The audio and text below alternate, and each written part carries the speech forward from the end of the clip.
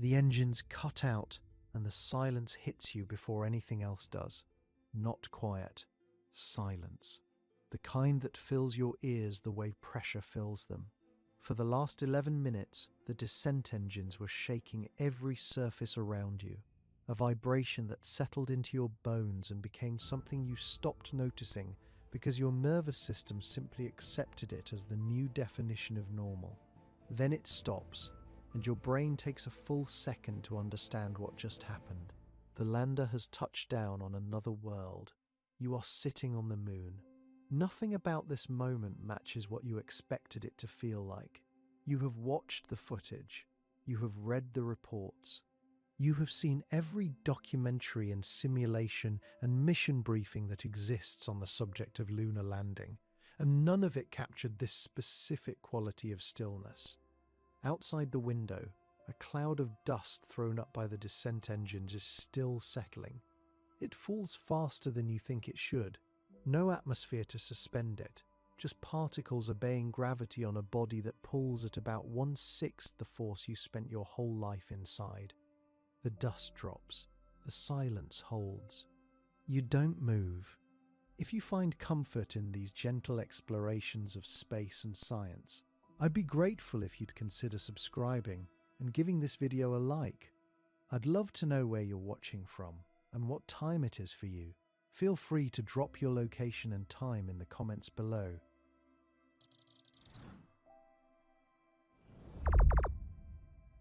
The cabin around you is close and functional. Every surface is covered in something useful. Displays, handles, equipment panels, checklists printed on cards and taped where eyes naturally fall. The air smells like electronics and recycled atmosphere, and something faintly metallic that you have already stopped registering after 3 days of breathing it. Outside that window is one of the most alien environments in the solar system. The two things exist simultaneously, and your brain is having some difficulty reconciling them. You're in a small room full of familiar objects. The small room is on the moon. The 240,000 miles behind you were not abstract while you were crossing them. 3 days of transit means 3 days of watching Earth shrink from a presence that filled the view to a blue disk the size of your thumbnail held at arm's length. You watched it go. At some point on the second day, the moon became the larger object on the other side of the windows, and that crossing of visual scale had a weight to it that no briefing mentioned. You were already somewhere far from home before you arrived here. The landing just made it official. Here is the thing about backup plans on the moon. There aren't any. Not real ones. There are contingency procedures, abort protocols, emergency checklists. These exist and they have been tested and they are written by very careful people. But the actual margin for error in a system this far from Earth, this exposed, this dependent on every single component doing exactly what it was designed to do, is narrow in a way that becomes physically real the moment the engines cut out. On Earth, something going wrong usually means you are in danger. Here, something going wrong often means you have minutes. The ride home requires everything to work. The habitat requires everything to work. The suit you haven't even put on yet requires everything to work. This is the reality that your training spent months making abstract enough to function inside of. And now it is not abstract anymore. There is a specific psychological whiplash in this moment that is hard to explain to someone who hasn't sat where you are sitting. 2 years ago, you were watching footage of this exact sequence on a screen. A year ago, you were training in a pressure suit in a building specifically designed to simulate this environment while being nothing like it. 3 days ago, you were inside a spacecraft that was still attached to the system that launched it. And now, you are here.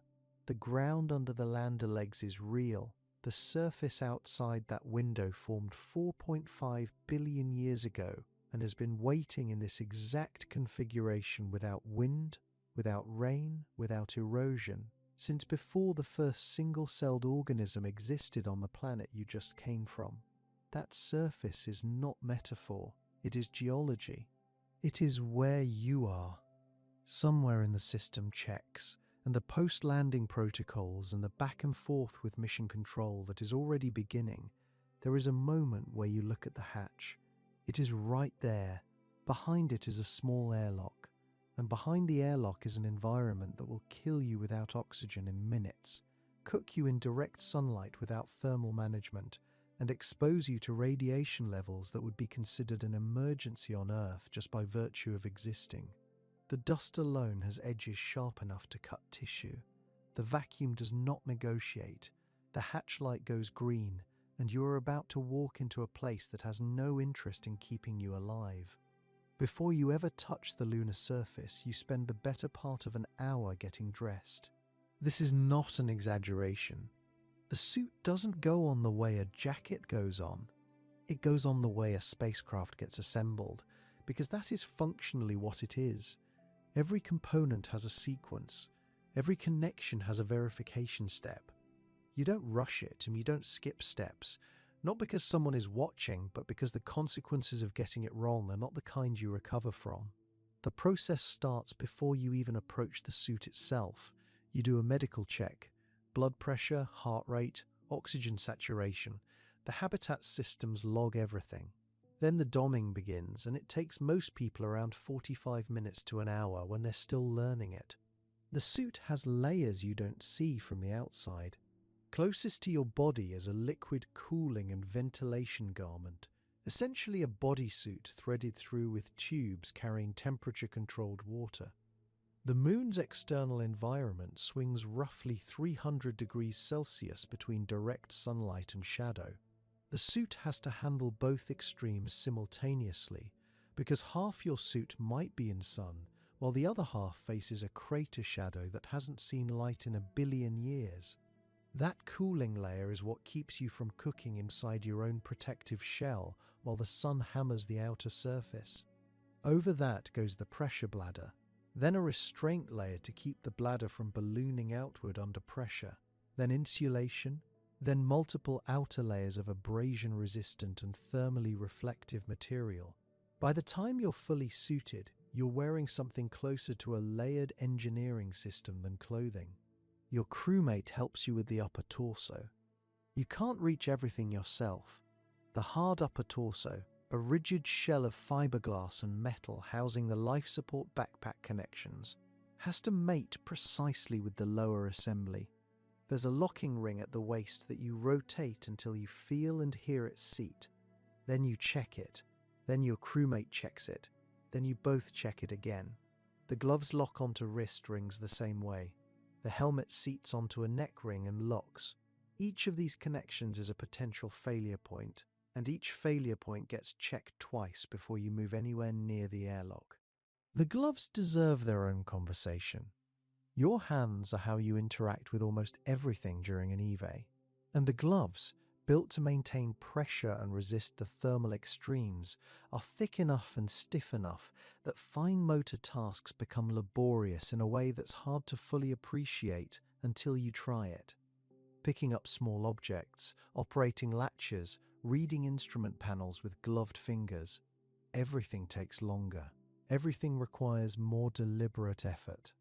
Astronauts who've trained extensively still describe the glove fatigue as one of the more underestimated physical costs of surface work. Your grip strength depletes faster than you expect. By the end of a long EVA, your hands will ache in a way that feels disproportionate to what you are actually doing. That's the suit fighting you, constantly, in small increments. The life support backpack, the primary life support system, is where your oxygen comes from, where your CO2 gets scrubbed, where your cooling water circulates and returns, where your communication systems route through. It weighs around 130 pounds on Earth. On the Moon, with 1/6 gravity, it's roughly 22 pounds of effective weight on your back, which sounds manageable until you realize it still has the same mass and inertia. It doesn't pull you down the way it would on Earth, but when you start to move, it resists the change in motion. It shifts when you don't want it to. You learn to account for it, the way sailors learn to account for the roll of a ship. But in the first week, it feels like something is constantly making decisions about your center of gravity without consulting you. There's a moment in the donning process, somewhere after the helmet locks and before you step into the airlock, when the suit pressurizes and you feel the resistance for the first time. The suit wants to hold its shape. You want to bend at the elbow and the suit pushes back. Every movement costs something. Sitting down is a production.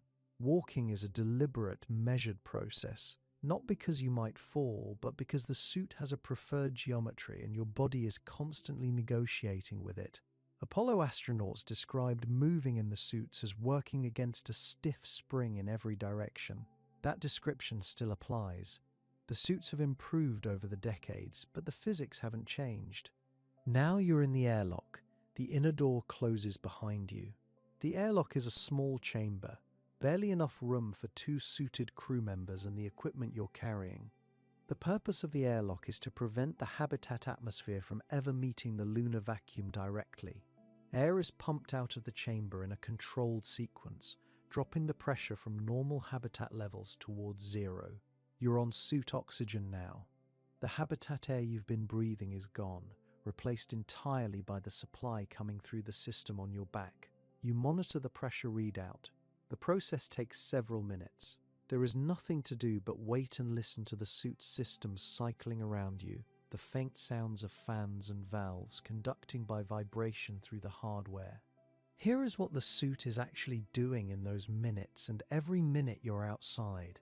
It's maintaining a pressurized atmosphere around your entire body. Without it, the fluids in your tissues would begin to vaporize. Not dramatically, not explosively, but catastrophically and rapidly. The suit is keeping your blood from boiling. It's filtering the air you breathe. It's managing your thermal load across a range of temperatures that would destroy unprotected equipment within minutes. It's shielding you to a limited degree from radiation. It is communicating your voice to mission control and your crewmate.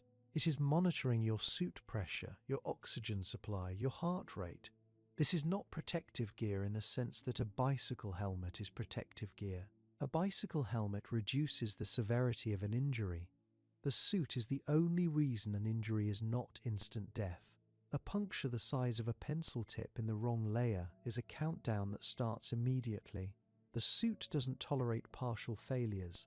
It tolerates 0 failures. Astronauts train extensively on this reality, not to live in fear of it, but to respect it in the specific way that prevents mistakes.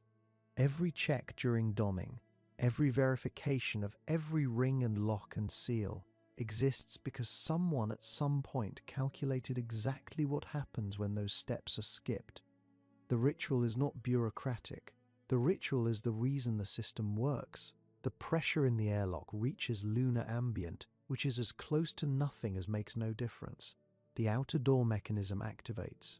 There's a subtle vibration you feel through your boots rather than here, because there's no air to carry sound. The door begins to move. Your first thought is usually something about the light, how it cuts in at an angle that's almost geometric, how the shadows it throws are absolute black with no gradation, how the surface of the regolith just beyond the threshold looks both familiar and completely wrong in ways you haven't organized language for yet. The outer door slides open, and what you see through the visor is not what any photograph prepared you for. The first thing you do wrong is try to walk. Not shuffle, not drift, not ease yourself forward carefully. You try to walk the way you have walked every day of your life, planting a foot and pushing off and expecting the ground to respond the way ground always has. It doesn't. The push sends you upward. Not far, maybe a few centimeters more than intended, but enough to break the rhythm completely. You come back down slower than you expected. There's a lag between what your muscles ordered and what actually happened, and your brain, which has been running the same locomotion program since you were 14 months old, has no category for this. You take a second step before the first one is finished. You stumble in a place where stumbling should be impossible. This is the first lesson the moon teaches you about itself. 1/6 gravity is not low gravity in the sense of reduced. It is a different operating system entirely. Training approximates it. The underwater neutral buoyancy tanks, the parabolic aircraft, the partial weight suspension rigs, all of it gets you closer than nothing. But those simulations share a flaw they cannot engineer around. They are temporary. After 45 seconds of parabolic weightlessness, gravity comes back. After the dive is over, you surface. Every training scenario ends with Earth gravity returning, and some part of your nervous system always knows this. It never fully commits. On the Moon, there is no return.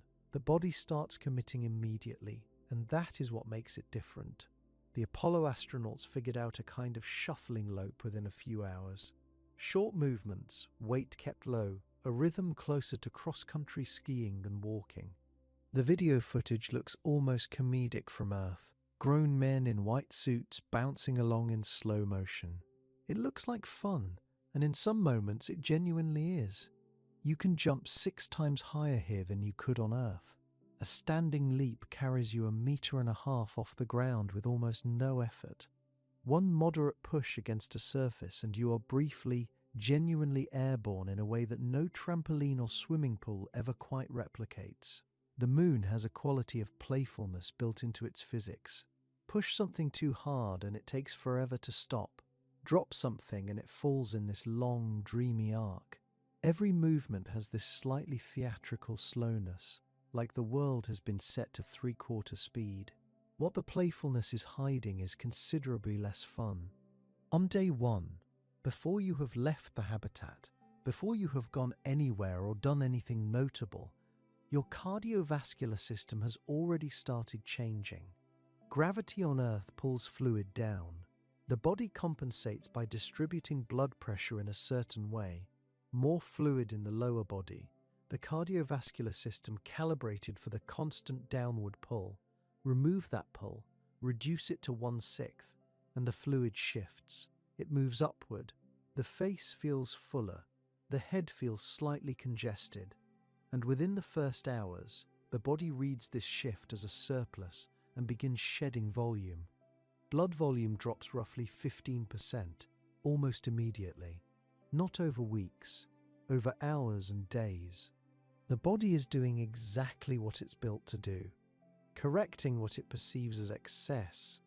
The problem is, the excess is real on the Moon, but will be a dangerous deficit the moment you return to Earth.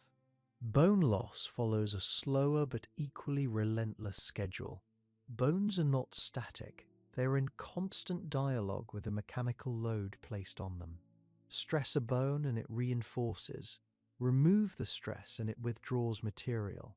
On Earth, simply standing and walking keeps this system active.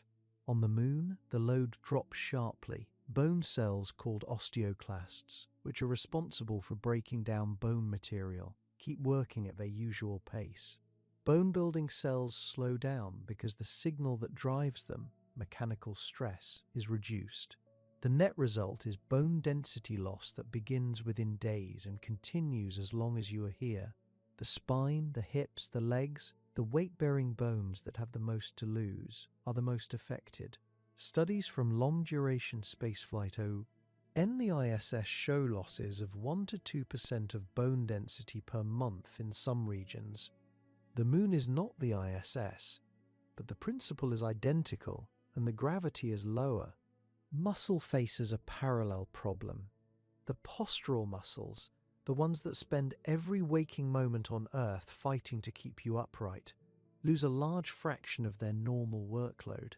They don't switch off. They still function, but the demand placed on them is reduced, and muscle tissue responds to demand. Use it at lower intensity, and it adjusts downward over time. The adjustment begins quickly. Within the first week, the losses are not dramatic, but they are real and they are measurable, and they are accumulating on a schedule that does not pause for weekends. None of this is something you feel. That is the particular cruelty of it. You feel lighter, you feel almost agile, you feel like the physics of movement have become more forgiving.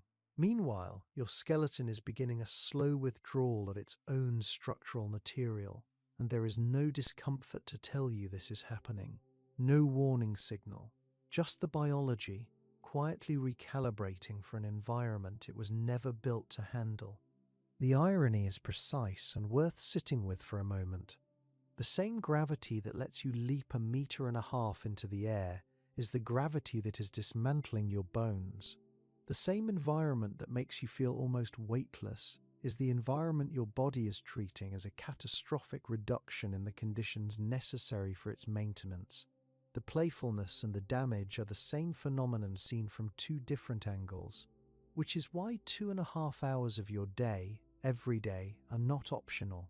The exercise protocol on a lunar base functions less like a fitness routine and more like a medical countermeasure.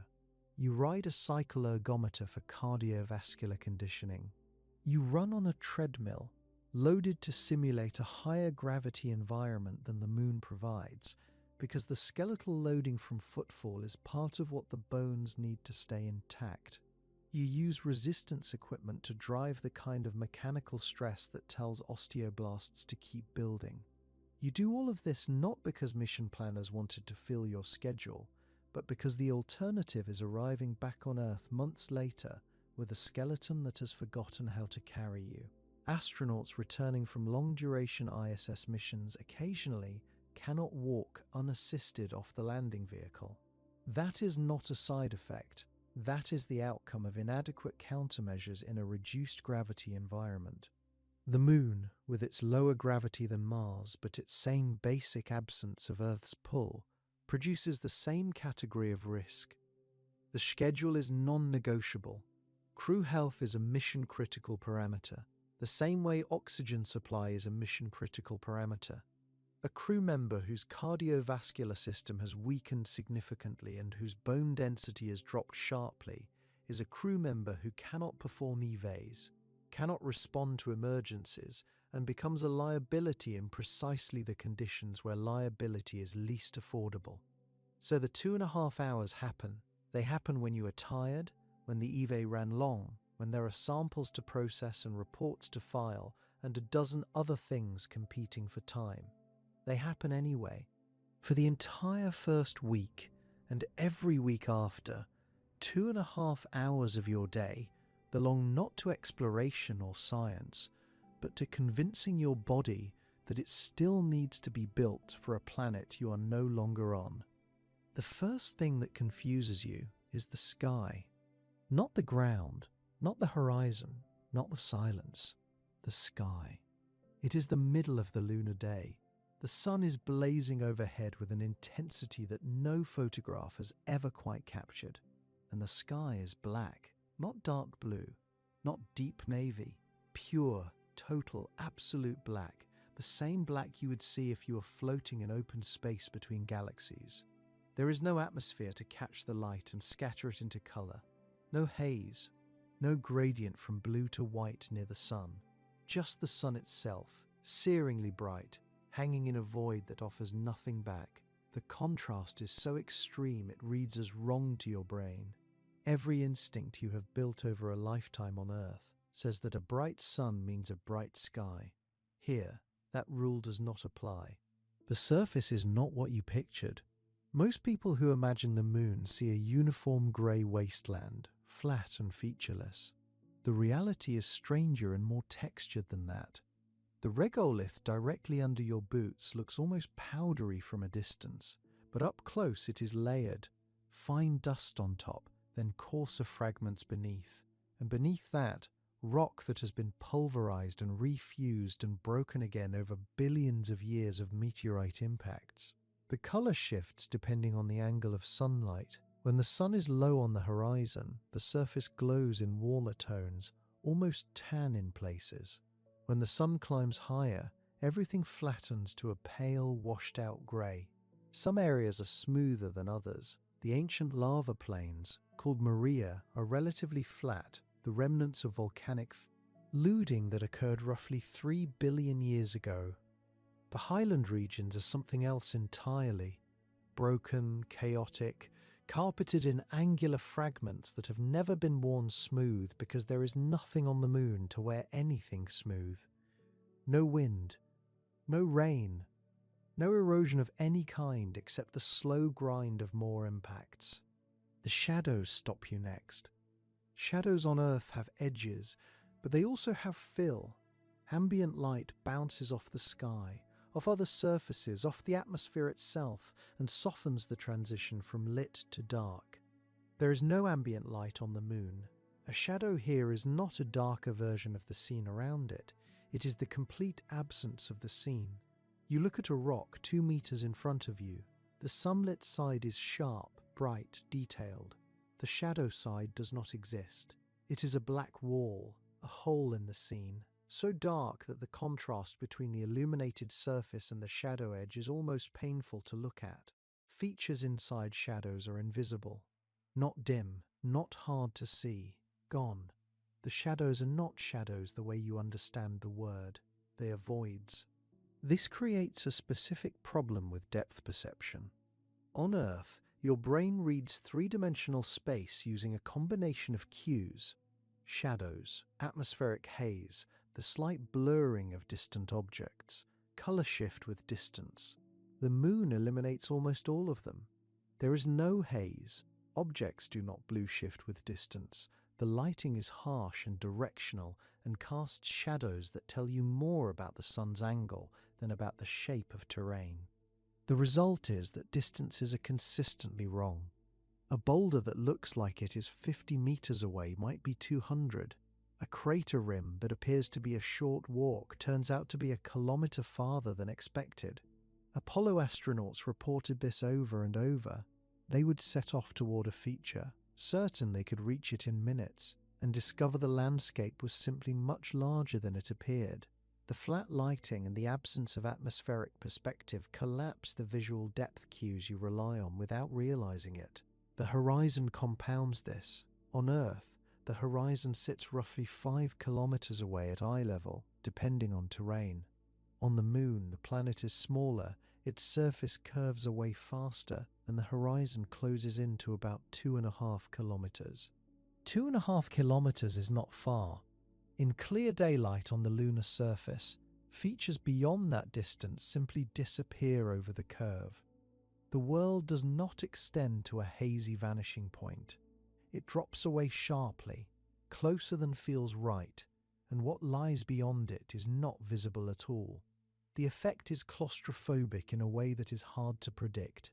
The lunar surface is enormous, 38 million square kilometers, but standing on it, the usable visual field feels contained.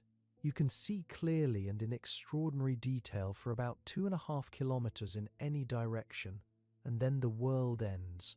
Direct sunlight without an atmosphere is something that requires experience to fully understand.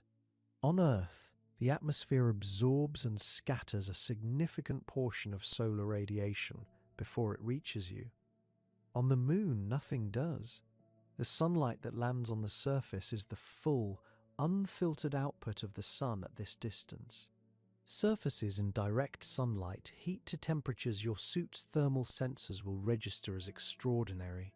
The light reflecting off the regolith can be intense enough to make it difficult to look at bright areas directly, even through a filtered visor. Astronauts during Apollo described the overall lighting as relentless, without relief. There is no cloud passing overhead, no moment of shade from the sky.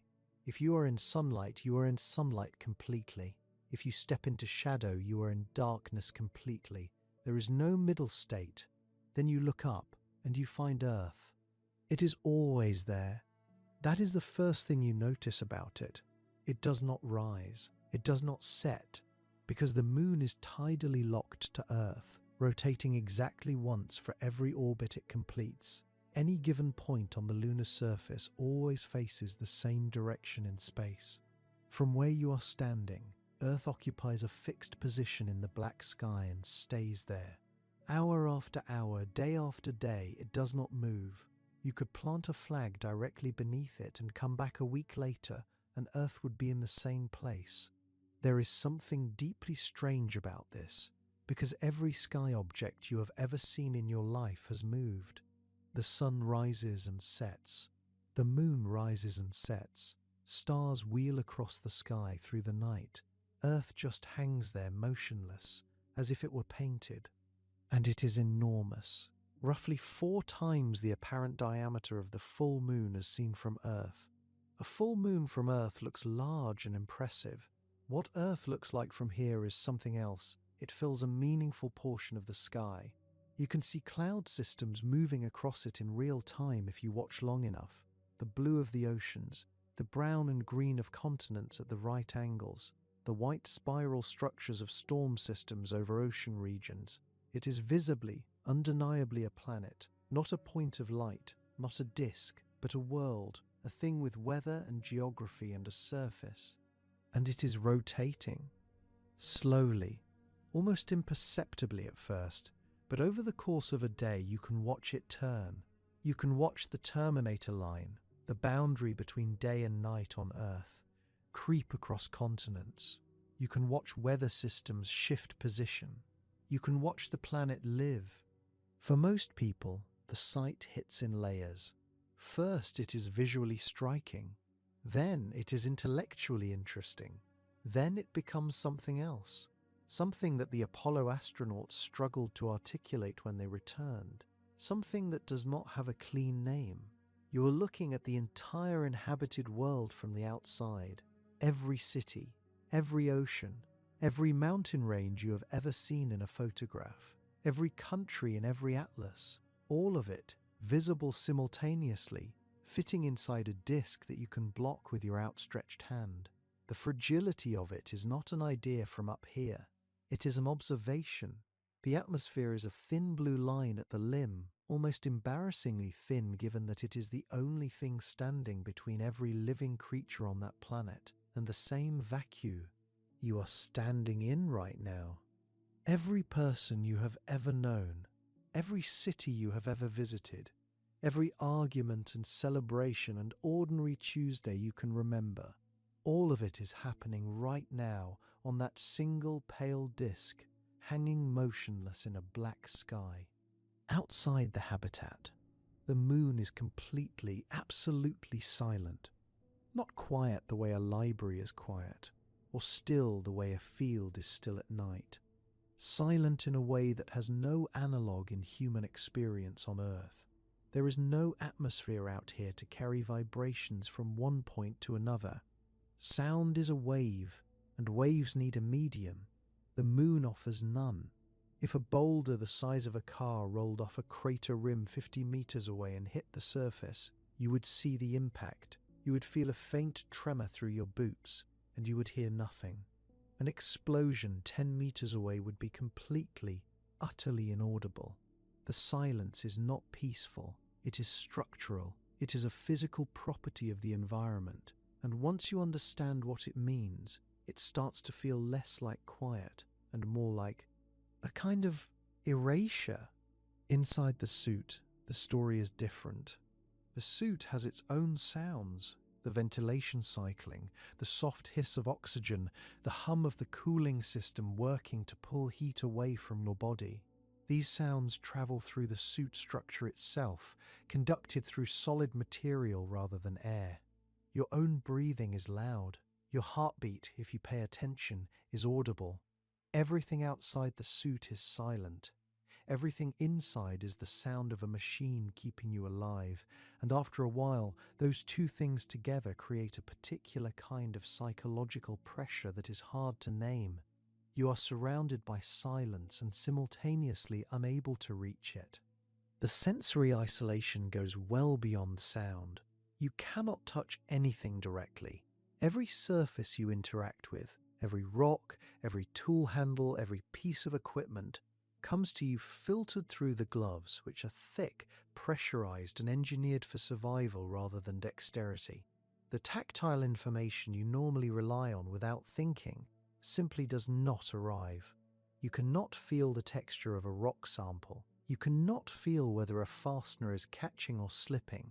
You are working through an intermediary at all times, and that intermediary costs you something on every task. Then there is smell. The moon has no smell that reaches you, because the suit keeps the lunar environment on one side and you on the other. You smell the suit's interior, which over the course of NJEVA starts to smell like exertion and recycled air and the specific synthetic odor of the suit lining. You do not smell the moon. Nobody does. And that absence, which sounds trivial, turns out to be another layer of sensory disconnection from the environment you are standing in. What you do have is radio, constant, clear, continuous radio contact with the habitat and with mission control back on Earth. The communication system is good. You can hear your crewmate a few meters away as clearly as if they were in the same room.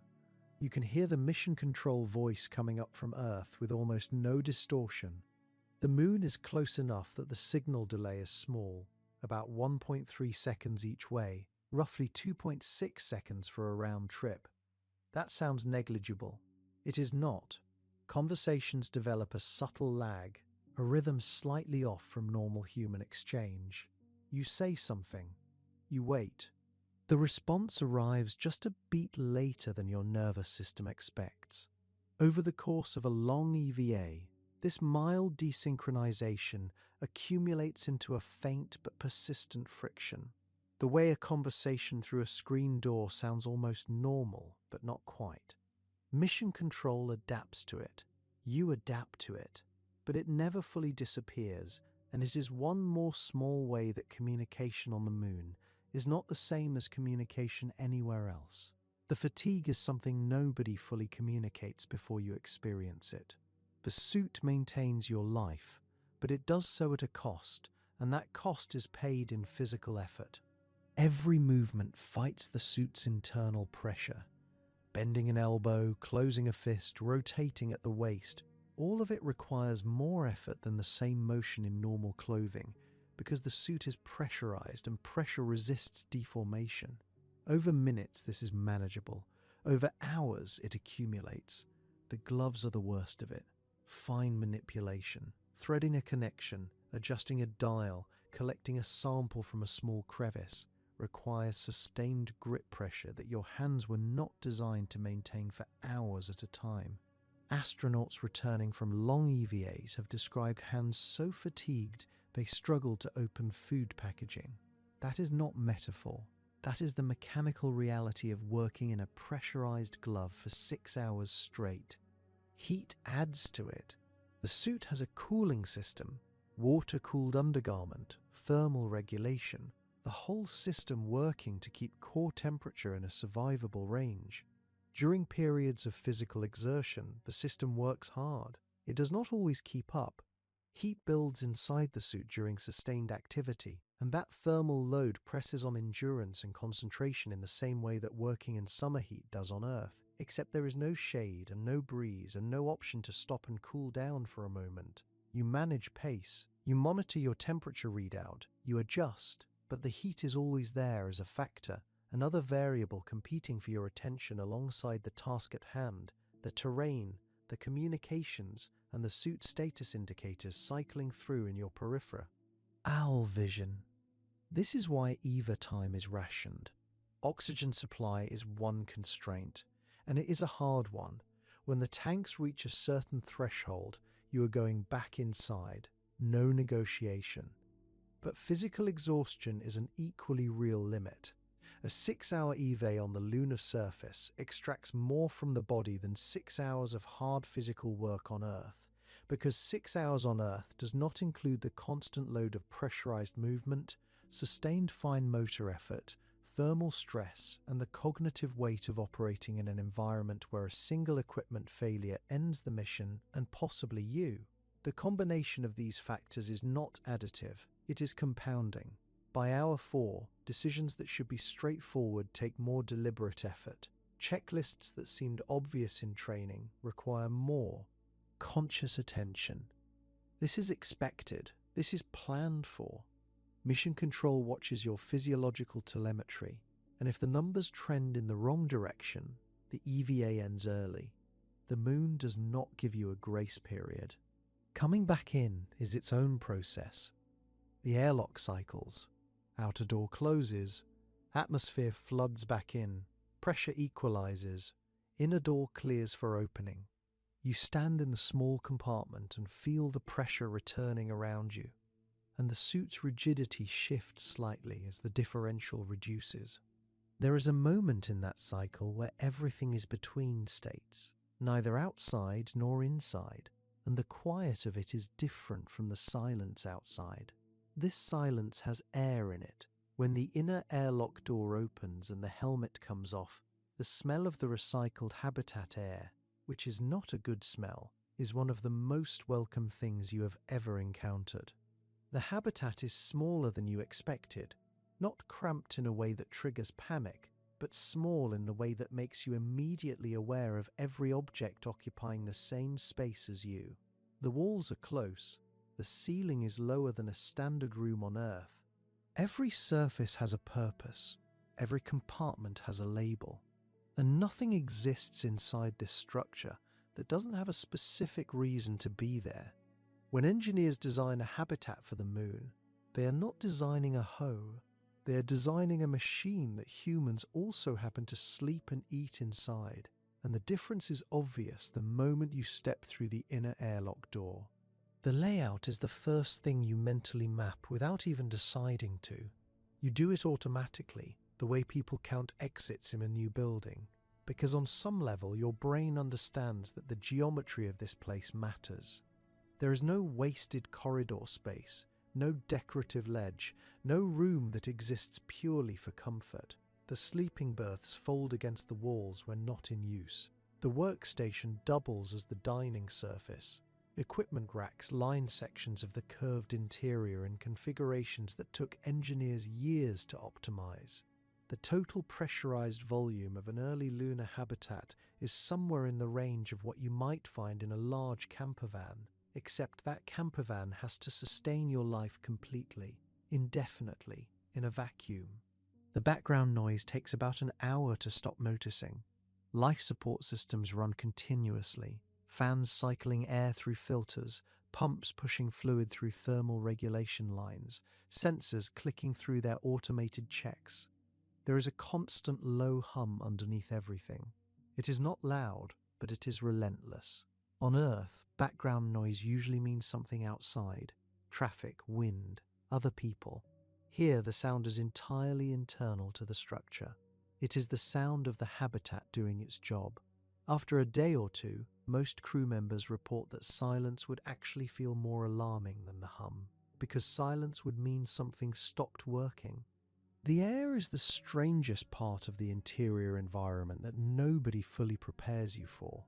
It is clean in the technical sense, filtered, humidity controlled, precisely regulated for oxygen and CO2 levels. But it has a character, slightly flat.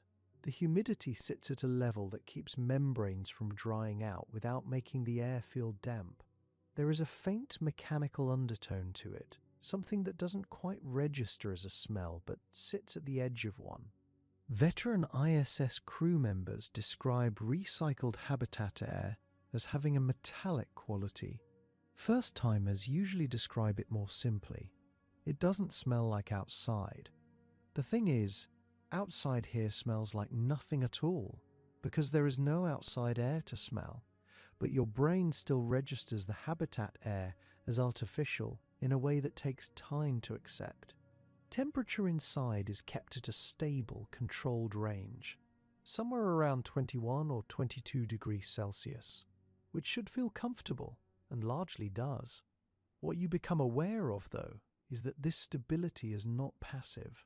The thermal management systems are actively fighting the environment at every moment. The side of the habitat facing direct sunlight is being cooked. The shadowed side is being frozen. The equipment handling that conflict is running continuously, and if it stopped, the interior temperature would shift dramatically within hours. Comfortable is not the natural state here. Comfortable is an engineering achievement that has to be maintained constantly, and knowing that changes how comfortable actually feels. Every morning starts with a briefing and a round of system checks. The habitat is not a place you simply wake up in and move through. It demands attention. Overnight readings get reviewed. CO2 scrubber performance, water recycling throughput, power consumption, suit integrity data, thermal readings from the hull. If anything drifted outside its expected range while the crew slept, the briefing is where that surfaces. This is not optional, and it is not bureaucratic habit. A lunar habitat has no maintenance crew on call 20 minutes away.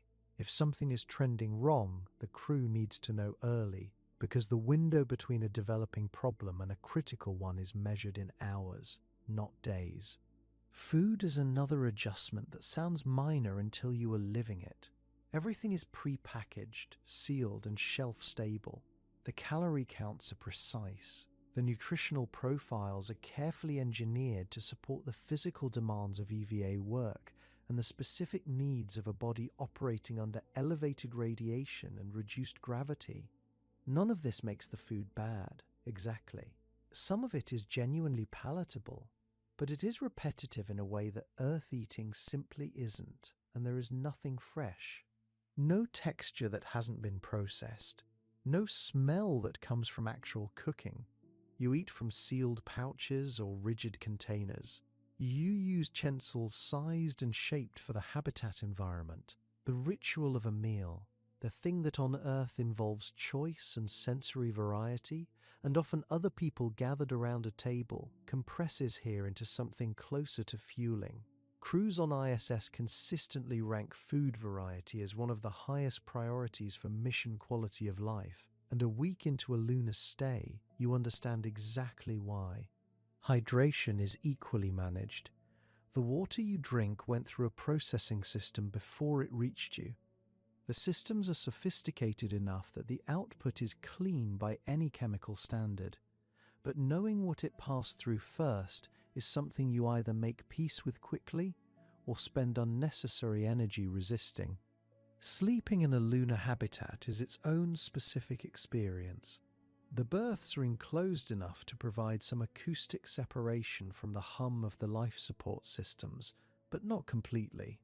Sleep masks handle the lighting.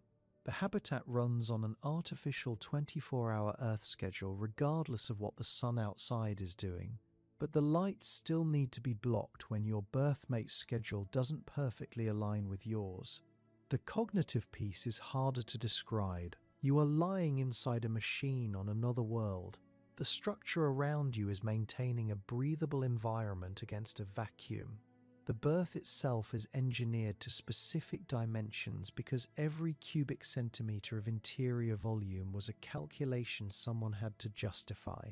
Sleeping is physiologically necessary and operationally scheduled, and it happens in a space that has never once been designed around comfort as a primary value. What actually happens at the end of the first day is that you run out of immediate tasks before you run out of awareness. The checklists finish. The meal is done.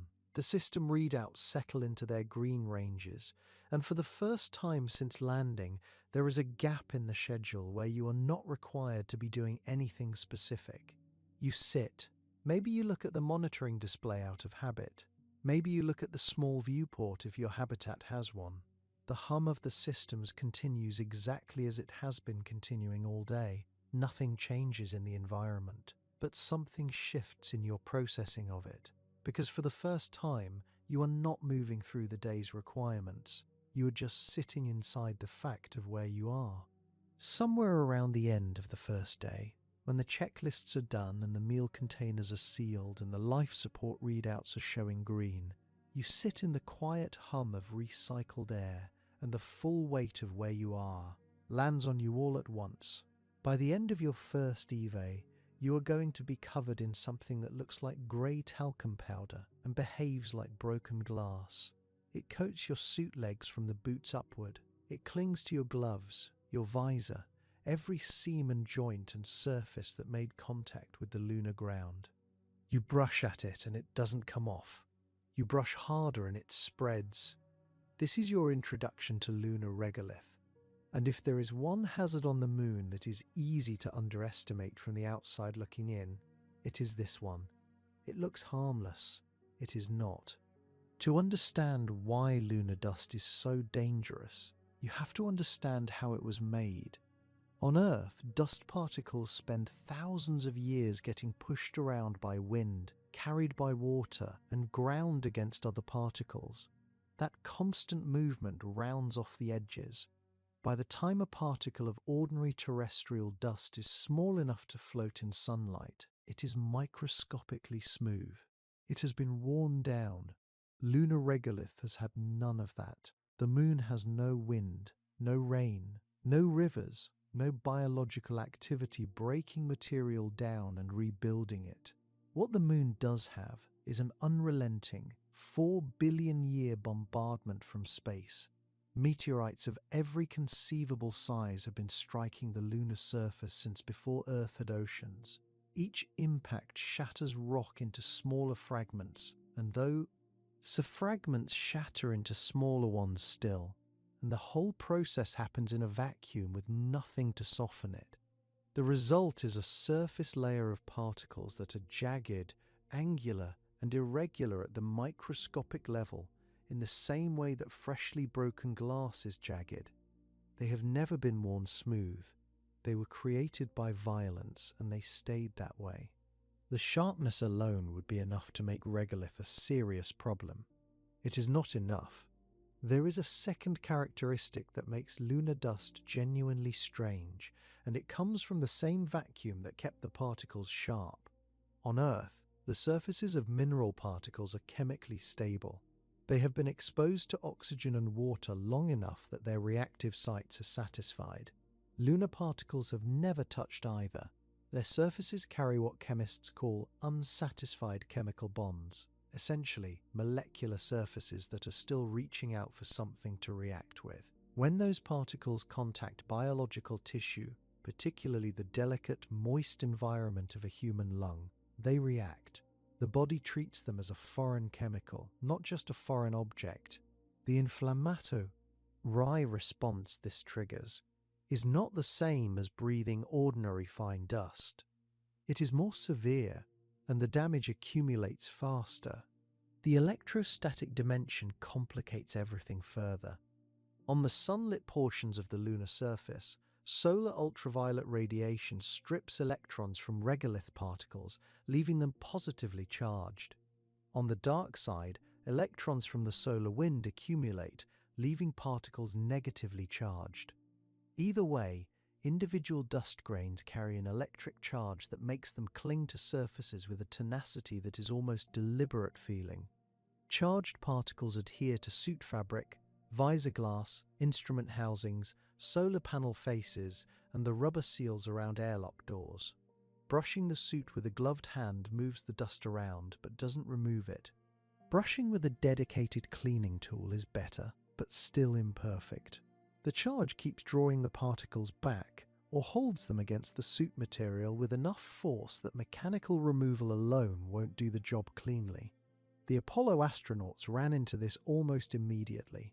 Within hours of their first surface walks, their suits were darkened at the lower portions.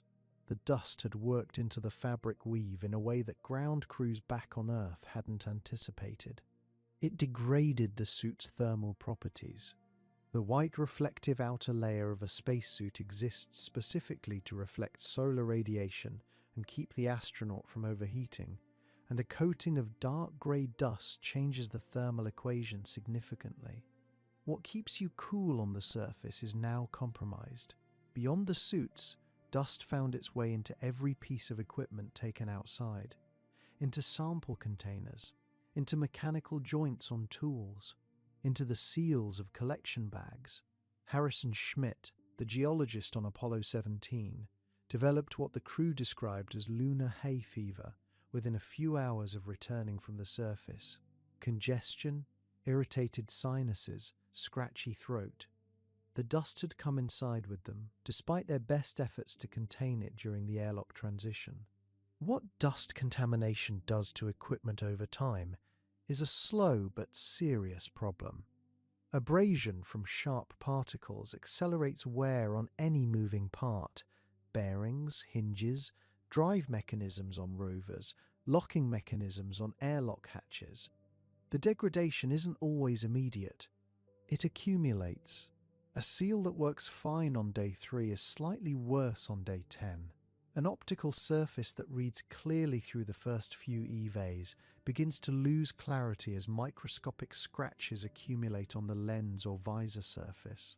Solar panels are particularly vulnerable. A thin film of dust doesn't block all the light, but it reduces output. And on a base that depends on solar power to keep every life-critical system running, a 10% reduction in panel efficiency is not a small thing. It is a margin that someone calculated carefully, and the dust is quietly eating into it. Carrying dust into the habitat is the risk that demands the most disciplined response. The airlock exists specifically to serve as a buffer zone, a place where the transition from outside to inside happens in stages rather than all at once. After an EVA, the outer door closes and you are standing in the airlock with a suit coated in regolith. The protocol is methodical, brushing with dedicated cleaning tools, running electrostatic mitigation devices where available, checking sensor readings to confirm particulate levels inside the airlock atmosphere before the inner door opens. This adds time to every ingress. After a long EVA, when you are physically tired and the habitat is 10 feet away on the other side of a door, running a full decontamination checklist is not the thing you want to do. You do it anyway, because the alternative, carrying fine reactive dust into a sealed, pressurized habitat where everyone breathes the same recycled air, has consequences you cannot undo. Even with rigorous protocols, some dust gets through, not in quantities that cause immediate crisis, but enough that the habitat air requires careful filtration, and enough that the surfaces inside the airlock accumulate a faint grey coating over successive EVA cycles that requires regular cleaning. The dust management problem doesn't stay solved. It is solved again every day, and every day it presents itself again. Engineers working on future lunar-based designs have proposed everything from magnetic sweeping systems to airlocks equipped with ionizing jets designed to neutralize electrostatic charge before the inner door opens. None of these solutions is fully proven at scale. Dust management remains one of the genuinely hard problems of sustained lunar habitation. Not catastrophic in any single instance, but relentless in a way that demands constant attention. There is something almost philosophical about the contrast between what lunar dust looks like and what it does. It settles gently. It drifts when disturbed in the low gravity, floating in slow, graceful arcs before settling again. It gives the surface a soft, powdery appearance that photographs as almost inviting. Then you look closer at what the particles actually are. Shattered mineral glass, chemically reactive, electrostatically charged, shaped by billions of years of unweathered impacts, and the gentleness of its appearance starts to read as almost mocking. The moon's most persistent hazard doesn't announce itself, it just accumulates. Every single Apollo astronaut who walked on the moon came back with lunar dust in their respiratory passages, and they were only there for a few days. Stand in direct sunlight on the lunar surface, and the temperature at your boots is roughly 127 degrees Celsius. That is 260 degrees Fahrenheit. Water boils at 100. You are standing on rock that is hotter than boiling water, and the sun above you is unfiltered, unscattered, hitting the surface with every joule it carries because there is nothing in between. No clouds, no atmosphere, no molecules of air doing the quiet work of softening the blow. Now take one step sideways into a shadow. A boulder's shadow, a crater wall's shadow. It doesn't matter. The temperature at that spot is around negative 173 degrees Celsius. You have moved maybe 2 feet. The temperature difference between those two spots is 300 degrees. That is not a weather event. That is two different worlds separated by the length of your arm. On Earth, you almost never experience the raw temperature of sunlight hitting a surface directly, because the atmosphere is always doing something. It scatters light, redistributes heat, holds warmth after the sun goes down, moderates the extremes. Water does the same thing on a planetary scale. absorbing solar energy during the day and releasing it slowly through the night. The moon has neither. No atmosphere to speak of. No liquid water anywhere on the surface. When sunlight hits the regolith, the rock absorbs it and heats to extreme temperatures almost immediately. When that sunlight stops, because of a shadow or because the sun has moved, the rock radiates that heat directly into space and cools almost as fast. There is nothing to slow the process down. The result is a surface that NGS between extremes that would destroy most unprotected materials within minutes. This is the thermal environment your suit is managing every second you are outside. On the sunward side, the suit is rejecting heat, actively working to prevent the surface temperature from cooking the side facing the sun. On the shadow side, the suit is holding heat in, preventing the cold of space from pulling warmth away through your back. The engineering required to do both things simultaneously, to the same suit in real time, is not a simple problem. The suits used on the Apollo missions ran through heating and cooling systems that were considered engineering achievements for their era. Modern designs push that further, but the fundamental challenge hasn't changed. You're asking a single garment to function in conditions that are simultaneously trying to freeze one side of you and incinerate the other. Now add the specific situation at the lunar South Pole, which is where the base you're standing in is almost certainly located. The South Pole introduces a different kind of thermal extreme. Because the moon's axial tilt is very slight, sunlight at the poles comes in at an extremely low angle, barely grazing the surface. Crater rims that would be unremarkable in other environments become massive shadows at the poles. Some craters there have floors that have not seen direct sunlight in billions of years. These are called permanently shadowed regions, and the temperatures measured inside them reach negative 246 degrees Celsius. That is colder than Pluto. That is among the lowest temperatures measured anywhere in the solar system. These craters sit within walking distance, in some cases, of sunlit ridges where temperatures are considerably warmer. The thermal contrast at the South Pole is not 300 degrees. It is more. It is the difference between a superheated surface and one of the coldest places in the known universe, and they are separated by geography. You could cover in a rover in under an hour. The reason those shadowed craters matter is that they hold water ice. The ice is there precisely because nothing has ever warmed those floors enough to disturb it. So the resource most critical to long-term survival is sitting in the most thermally hostile location available. Any equipment sent to extract or process that ice has to function in temperatures that would make most metals brittle, most lubricants useless, and most electronics unreliable. Every piece of machinery operating near a permanently shadowed region is working at the edge of its thermal design tolerance. This is not a hypothetical engineering concern. It is a practical constraint shaping every decision about where things are built and how they operate. For the habitat itself, thermal management is active every hour. The structure is not just insulated the way a house is insulated. It is actively regulated, with heating and cooling systems running in concert to maintain an interior temperature that your body can tolerate, while the exterior swings between extremes depending on the position of the sun and the local terrain. During your first week, you will hear those systems working. The thermal control equipment is part of the background sound of the habitat, cycling and adjusting, and the readouts showing thermal status are part of every morning system check. It is not background noise you can ignore. A failure in thermal management is not a comfort issue, it is a survival issue, and the timeline from failure to critical depends on the severity. Rovers face the same problem. A rover parked in direct sunlight on the lunar equator has to shed heat from solar exposure, while its motors generate additional heat during operation. A rover operating near a shadowed crater has to maintain battery and motor temperatures warm enough to function in extreme cold. The engineering solution is active thermal management, which adds complexity, weight, and additional failure points to every mobile system.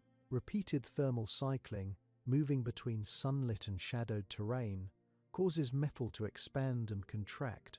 Do that enough times and the fatigue accumulates in bolts, seams, hinges, and structural joints in ways that are difficult to predict and harder to inspect.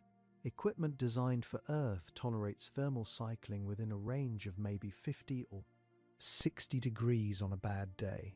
Lunar equipment endures cycles that dwarf that, repeatedly, every time a rover crosses from sunlight into shadow or the habitat passes through a region where the sun angle changes. Solar panels face a version of the same challenge. Panels in direct sunlight at the lunar equator reach temperatures that degrade certain photovoltaic materials faster than rated. Panels in shadowed areas drop to temperatures that can cause microfractures in the cells if the cycling is rapid enough. The positioning of solar arrays at a polar base is chosen carefully to maximize exposure time while minimizing thermal stress, but there is no arrangement that eliminates the problem. It is managed, not solved. This is the part that does not show up in the summary versions of lunar habitation, that thermal management is not a checkbox. It is a continuous, active, resource-consuming process that never stops requiring attention. During your first week, the temperature trying to kill you from both directions is the one hazard you cannot directly sense without instruments, the one that is always present, always working against the systems keeping you functional. The suit handles it when you're outside, the habitat handles it when you're inside. The moment either of those systems falls behind, the margin between acceptable and catastrophic is shorter than it sounds in a briefing. In roughly 14 Earth days, the sun will set, and it will not rise again for another 14, and everything that keeps you alive will have to run entirely on stored energy for the full duration. Radiation on the moon is invisible, odorless, painless, and continuous. Unlike the cold that bites through your suit's thermal layers or the dust that smears across your visor, radiation gives you nothing. No warning sensation, no signal that something is wrong. It moves through you the same way it moves through the regolith and the habitat walls and the equipment cases, without asking permission, without announcing itself, without slowing down. On Earth, you are shielded by two things working together. The planet's magnetic field deflects a significant portion of high-energy charged particles before they ever reach the upper atmosphere. Then the atmosphere itself, roughly equivalent to 10 meters of water in terms of shielding density, absorbs most of what gets through. The result is that the average person on Earth absorbs about 2.4 millisieverts of radiation per year from all sources combined. That number is low enough that most people never think about it. The moon has neither of those protections, no magnetic field worth measuring, no atmosphere to speak of. Whatever is coming from space hits the surface without anything slowing it down, and that changes the numbers dramatically. There are two primary sources you need to understand. The first is galactic cosmic rays, high-energy particles that originate outside the solar system, accelerated by supernova explosions and other violent events across the galaxy. They arrive from every direction, constantly, at energies high enough to pass straight through light shielding, as if it isn't there. The second source is the sun itself. Under normal conditions, the sun produces a steady stream of lower energy particles called the solar wind, which the Earth's magnetic field handles without difficulty. But the sun is not always behaving normally. Periodically, and without reliable warning, it releases a solar particle event, a sudden, intense burst of high-energy protons from a flare or coronal mass ejection that can reach the moon within minutes to hours of the initial eruption. An astronaut standing on the lunar surface in a fully functional suit receives roughly 60 microsieverts of radiation per hour. Let that run for a year and you accumulate approximately 380 millisieverts.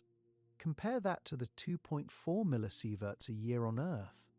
You are absorbing more than 150 times the radiation dose just by being there, doing nothing unusual, simply standing in the sunlight. This is the baseline. This is the number on a quiet day with no solar events, no flares, nothing exceptional. Just the ordinary, steady, invisible bombardment of a world with no shield. What does that actually mean for your body? The risks are not theoretical. Elevated radiation exposure increases cancer probability across multiple tissue types over the long term.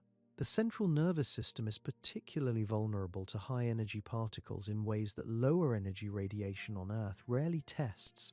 There is evidence from particle accelerator studies and from observations of ISS crews that cosmic ray exposure may cause subtle but measurable changes in cognitive function over time. The eyes are a specific concern. Cataracts develop earlier in astronauts exposed to high radiation environments. Some Apollo astronauts reported seeing light flashes with their eyes closed, cosmic ray particles passing through the retina and triggering visual signals directly. That is not a me. TAFOR. That is a particle hitting your eye. The solar particle event scenario is the one that demands the most immediate attention during your first week. These events are not fully predictable. Monitoring satellites watch the sun continuously and can detect the signatures of a developing flare, giving mission controllers sometimes minutes, sometimes a few hours to issue a warning. When that warning comes, the protocol is not complicated, but it is urgent. You stop whatever you are doing. If you're outside, you move toward the habitat immediately. You do not finish the sample collection.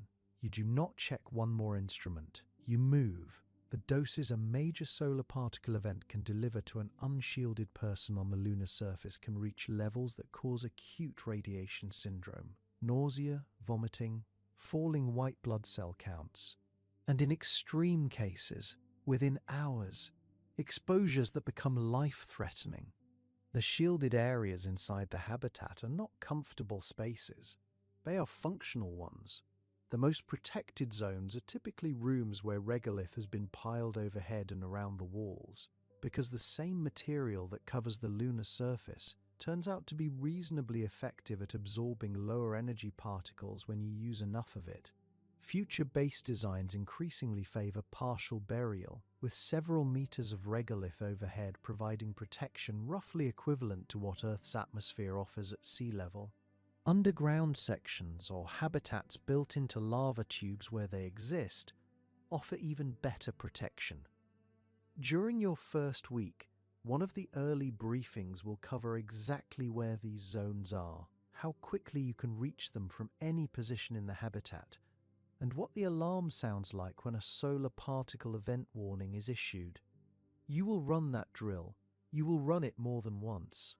The psychological dimension of radiation is something the numbers alone don't capture. Most threats on the moon have a physical presence. Dust you can see. Cold you can measure through your suit telemetry. A suit integrity problem announces itself through pressure readings. Radiation has none of that. It produces no sensation, leaves no immediate mark, triggers no alarm in your body's own systems.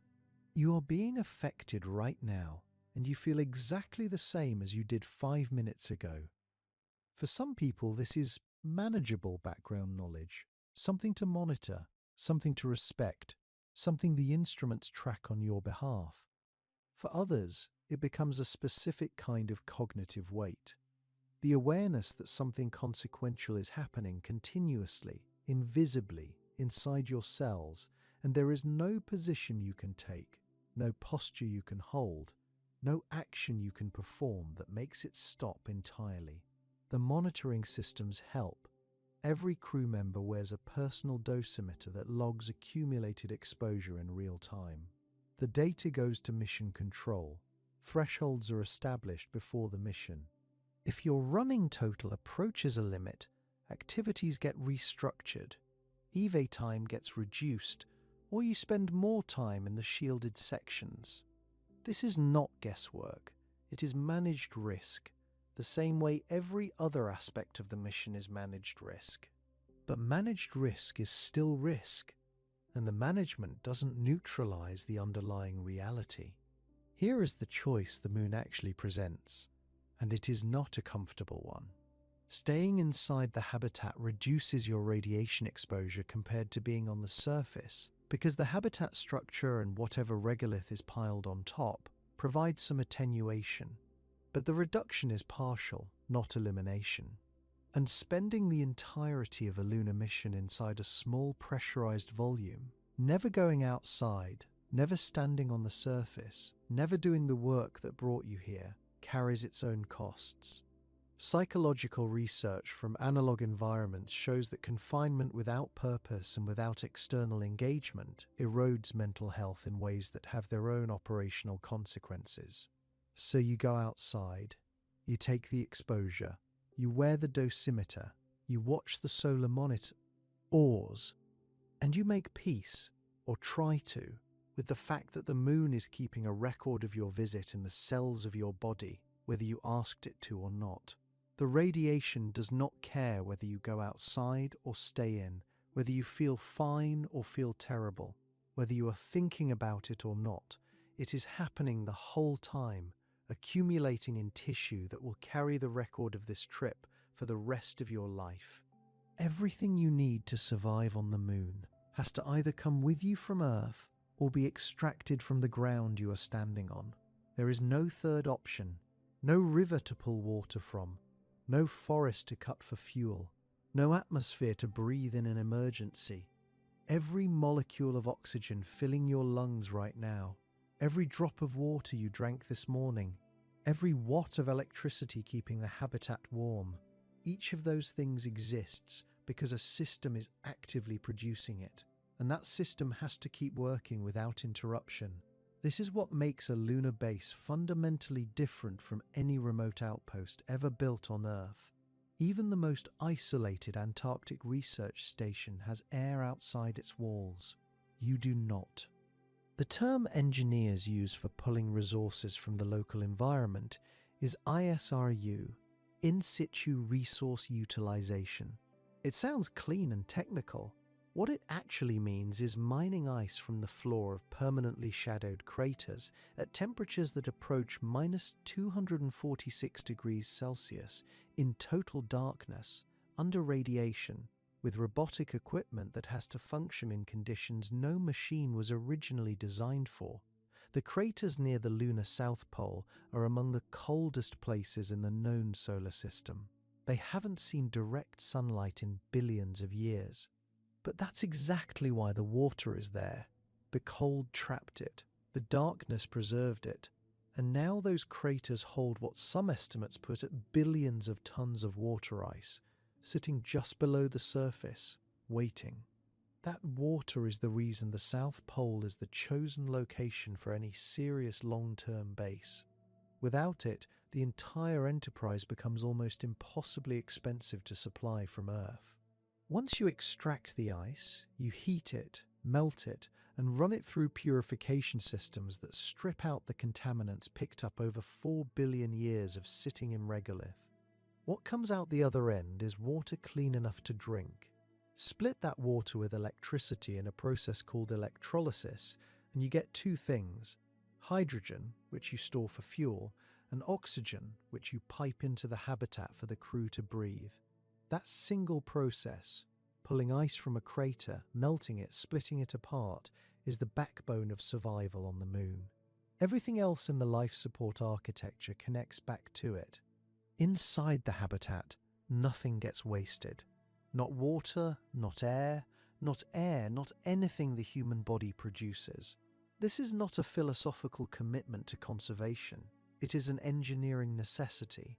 The life support system on a lunar base operates as a closed loop, meaning what goes in must come back around again in usable form. Water you exhale as vapor gets captured by humidity control systems and cycled back through filtration. Water from urine gets processed through multi-stage chemical and filtration systems until it is drinking water again. This is exactly what happens on the International Space Station, where recycled water makes up a substantial portion of the crew's daily supply. The technology works. It is not comfortable to think about, but it works. Carbon dioxide you breathe out gets scrubbed from the air by chemical systems and, where possible, converted back into oxygen. The rest gets vented or stored. Every system runs continuously, every hour of every day, with no days off. The hierarchy of criticality is something the crew learns fast. Not all failures are equal. Some give you time, others do not. If a water recycling pump fails, you have reserves. You have hours, maybe longer, to diagnose and fix the problem before anyone is at risk. If a CO2 scrubber fails without a backup activating, you have considerably less time. If primary oxygen generation stops and backup systems don't engage, the timeline compresses to something that does not allow for careful troubleshooting. Crew members talk about equipment in a way that reflects exactly this hierarchy. A recycling system malfunction gets attention and gets fixed. A scrubber anomaly gets treated with something closer to urgency. Any signal from primary oxygen or pressure systems triggers immediate response. The language around equipment on a lunar base is more specific than you might expect.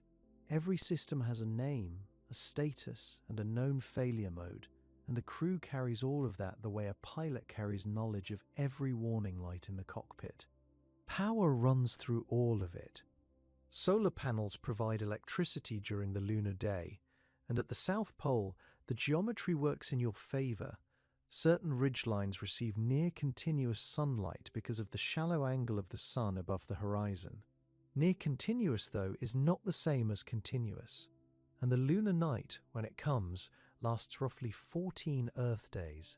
No solar input for 2 weeks. Everything that keeps you alive, the heating, the oxygen generation, the water processing, the CO2 scrubbing, the communications, the lighting, all of it has to run on stored energy or supplemental power sources. Nuclear fission units, compact enough to fit on a landing vehicle, are the most practical answer for the night cycle.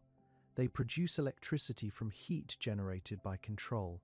Leg nuclear decay, independent of whether the sun is shining. A base without that kind of continuous power source during the lunar night is a base that cannot survive the lunar night. The water situation underground carries its own complications. Extracting ice from permanently shadowed craters means operating robots and equipment in places where direct human access is essentially impossible without massive radiation and thermal risk. The equipment doing the work has to be semi-autonomous, has to function in extreme cold, and has to transport extracted material back to processing facilities in sunlit areas nearby. These are not engineering problems that have been fully solved at operational scale. They are problems that are understood well enough to plan around, but that will produce surprises during actual operations.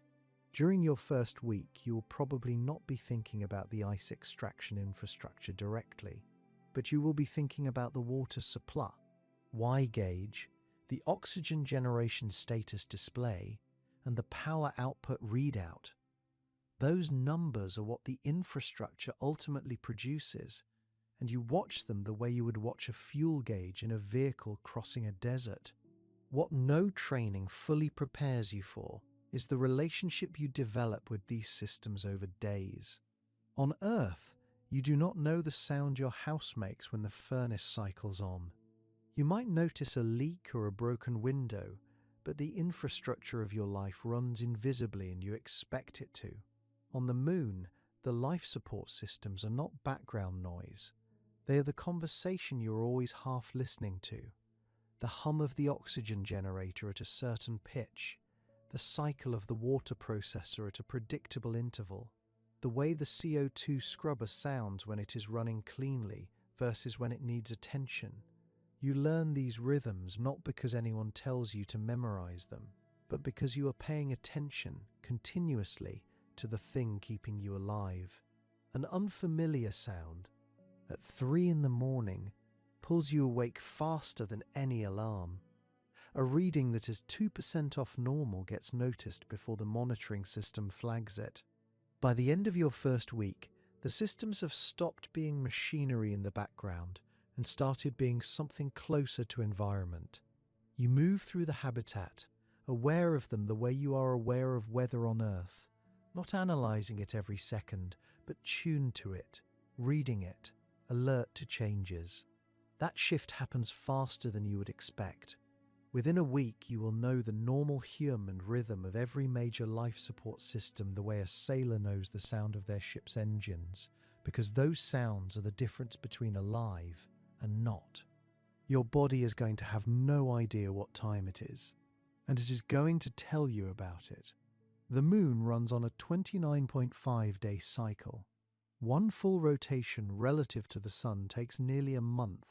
That means lunar daylight lasts roughly 14 Earth days, followed by 14 days of total darkness. There is no dawn, no dusk, no 24-hour rhythm nudging your biology in any direction it recognizes.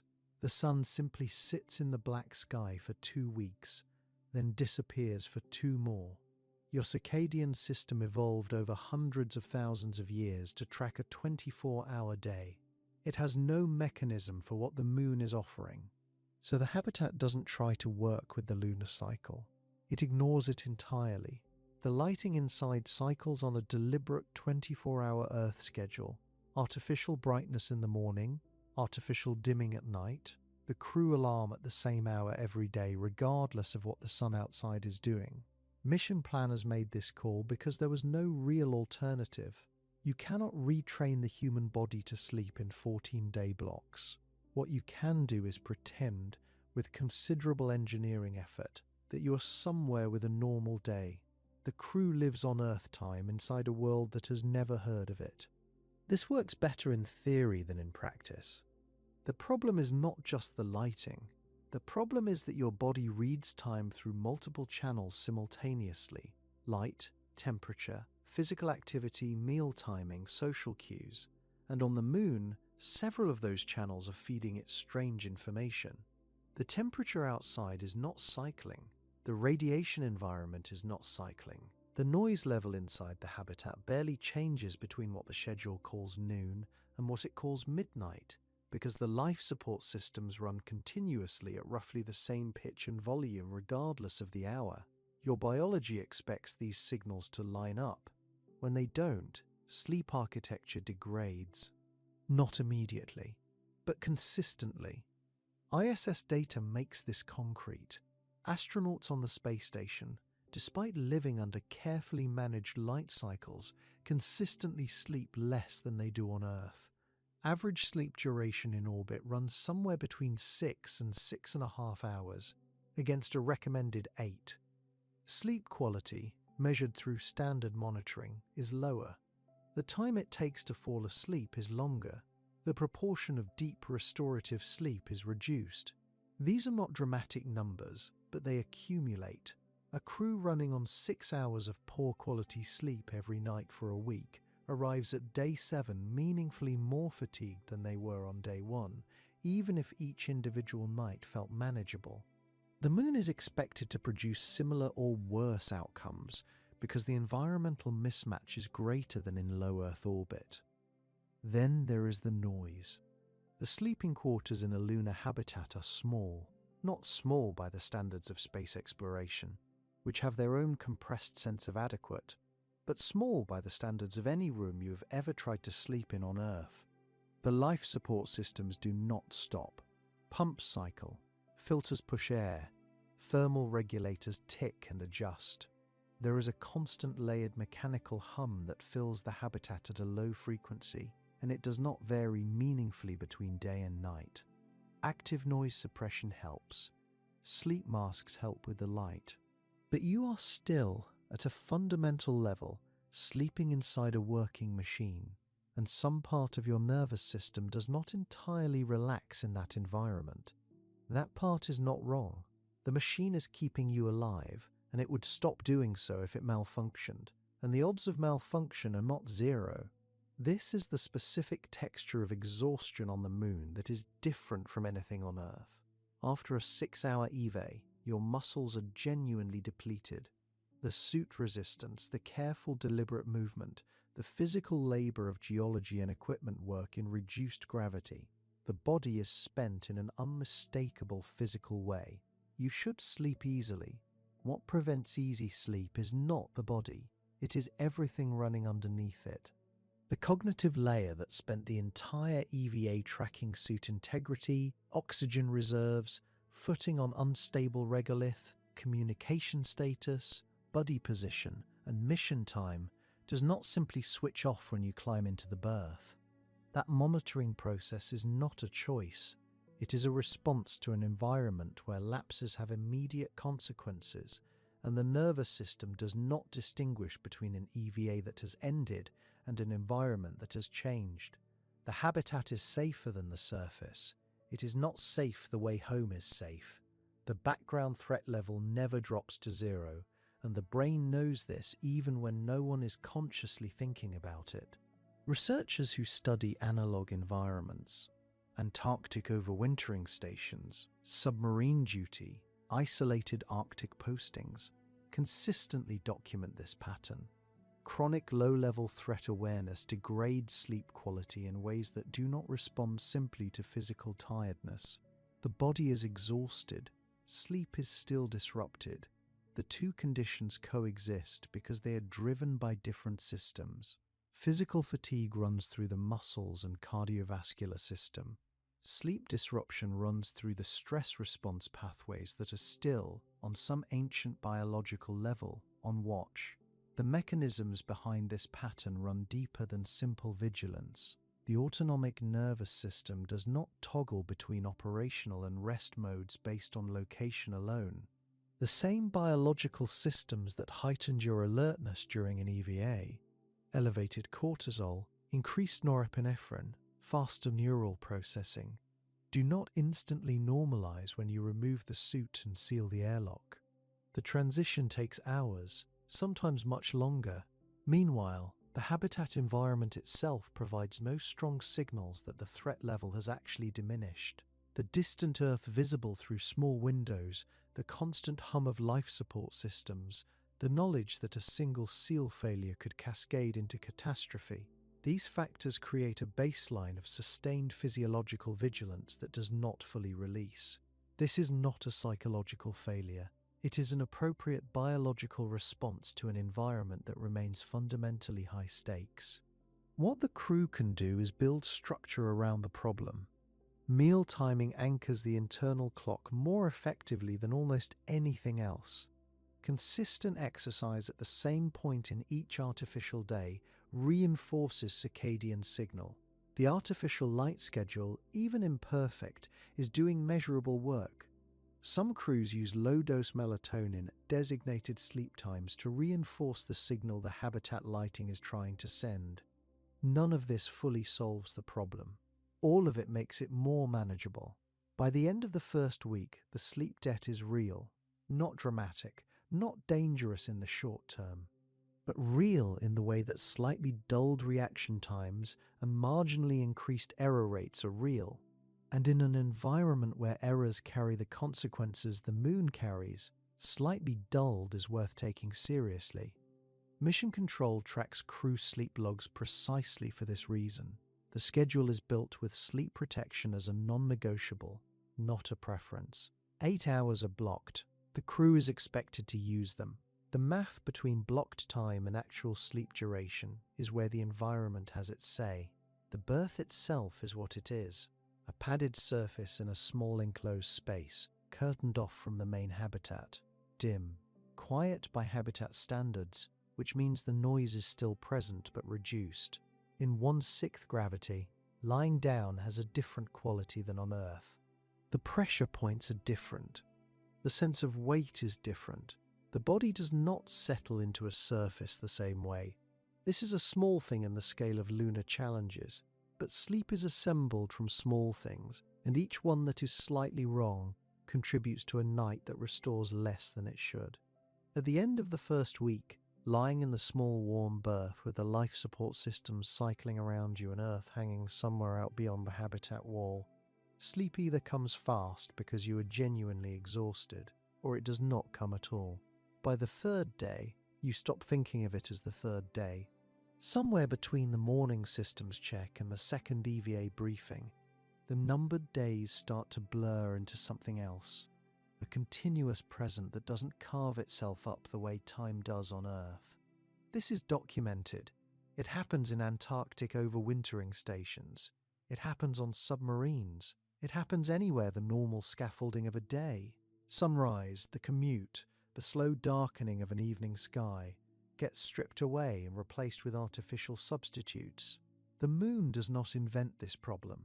It inherits it and amplifies it in ways that researchers who study isolated environments have been tracking for decades. The crew is running on a 24-hour Earth schedule. Lights brighten in the morning section of the habitat, dim in the evening, and go low at night. Meals arrive at fixed intervals. Exercise blocks are non-negotiable. Every element of the schedule is designed to anchor the crew to an Earth-normal rhythm, because the alternative is a 29.5-day solar cycle that no human biology can follow. The human circadian clock did not evolve for a month-long day. It evolved for 24 hours, and the habitat's lighting systems are the only thing holding that together. What the schedule cannot fully fix is the disconnect between what the instruments show and what the environment outside actually looks like. If the habitat has exterior camera feeds, and most designs include them, then those feeds are showing you something the schedule says shouldn't be happening. It might be blazing unfiltered sunlight at what the crew calls 9 p.m. It might be absolute darkness at noon. The external world and the internal clock are simply not speaking the same language. This dissonance is subtle at first. By day 3, it is constant. The first day is its own category entirely. The intensity of landing, suiting up, the first EVA, the first meal in the habitat, the first attempt at sleep. That day is so dense with new sensation that time behaves almost normally. It expands to fit everything happening in it. There is too much stimulus for the brain to compress it. Researchers who study novel extreme environments call this the exploration effect, the way novelty forces the brain into full attention and stretches subjective time outward. The second day is different. The suit still takes nearly an hour to get into. The system's checks run the same sequence. The habitat looks identical to how it looked when you went to sleep. The novelty engine starts to sputter. What replaces it is routine, and routine, psychologically speaking, is a double-edged thing. Routine protects you. This is established science from Antarctic winter overcruise and from submarine deployments that can stretch to 3 months underwater with no daylight at all. Predictable structure reduces the cognitive load of an already demanding environment. When you know exactly what comes next, your brain is free to manage the actual work instead of spending energy on orientation. But routine also compresses time in a way that can feel unsettling. Days that are nearly identical start to stack together. You remember Tuesday not because Tuesday had any distinct character, but because the exercise log timestamp tells you it was Tuesday. The week ceases to feel like 7 distinct experiences and starts to feel like one long operational stretch with arbitrary internal divisions. The communication rhythm with Earth is one of the things that cuts through this. Twice daily, Mission Control uplinks a planning conference. The morning briefing covers the schedule, flagged anomalies, updated weather data for solar activity, and any changes to EVA objectives. The evening debrief collects the crew's reports, data summaries, and medical readouts. These contacts are not optional, and they are not casual. They are load-bearing. They provide temporal anchoring in an environment that otherwise offers none. Knowing that Mission Control is running on the same clock, that Houston's Tuesday is your Tuesday even if your Tuesday looks nothing like theirs, gives the crew a thread back to Earth's time structure. Astronauts returning from long ISS missions consistently cite scheduled ground contact as one of the primary things that kept their sense of time intact. On the Moon, it functions the same way. Then there is the question of Sunday. Whether a lunar crew maintains a 7-day week is not trivial. The answer, based on ISS operations and analog mission simulations, is yes, they do. The crew gets scheduled rest periods, lighter duty days built into the weekly rotation. What that rest looks like, though, is where the moon introduces its own particular twist. A day off on Earth means going somewhere. It means changing your environment, even briefly. On the moon, a day off means staying inside a habitat roughly the size of a large RV, while the environment outside requires an hour of preparation just to access. You cannot take a walk to clear your head. You cannot step out for air. The air outside the habitat will kill you in seconds. Rest days involve books, music, video calls home, conversations that deliberately avoid mission topics. They matter enormously for psychological health, and they feel nothing like rest days on Earth. What research from extreme isolation environments consistently shows is that the second half of the first week carries a specific psychological signature. The initial alertness has faded. The routine is established, but not yet second nature. The crew is physically tired from EVA work, and the constant low-level cognitive load of operating in a life-threatening environment. Sleep quality, which was already disrupted, typically shows its first measurable decline around days 4 through 6 in analog studies. And there is something else, something harder to name, a kind of flatness, not depression, not crisis, just a muting of the emotional register that Antarctic researchers describe as a natural response to sensory monotony. The habitat looks the same. The food is the same. The sounds of the life support systems, which you barely noticed on day 1, are now so familiar you hear them only when something changes. This is also, paradoxically, when competence starts to feel solid. By day 5 or 6, the suit donning procedure is no longer a source of anxiety. The EVA checklist runs smoothly. The habitat systems rid as familiar rather than foreign. The crew knows where everything is, which sounds obvious until you remember that a week ago none of them had ever been here. The learning curve for living on the moon is steep, and it is mostly climbed in the first week. What comes out the other side is something that doesn't quite have a name in the standard training literature. A kind of lunar fluency, the ability to operate in this environment without consciously calculating every step. That shift is the quiet thing the first week delivers. The moon does not get easier. The radiation is still accumulating. The dust is still a problem. The suit still takes an hour. The life support systems still require monitoring, and the 14-day night is still coming. None of the hazards change. What changes is the person moving through them. By day 7, the thing that surprises you is not how alien the moon feels, but how quickly it has started to feel like the world you happen to be living in. The first real EVA begins with 45 minutes of suit donning and systems checks before you have moved a single step toward the airlock. This is not a formality. Every seal gets inspected, every pressure reading gets confirmed, every communication line gets tested. Your crewmate runs the checklist on your suit while you run it on theirs. The buddy system is not optional out here. It is the only system. If something is wrong, you want to find it in the habitat, not 200 meters from the hatch with a falling pressure reading and nowhere to go.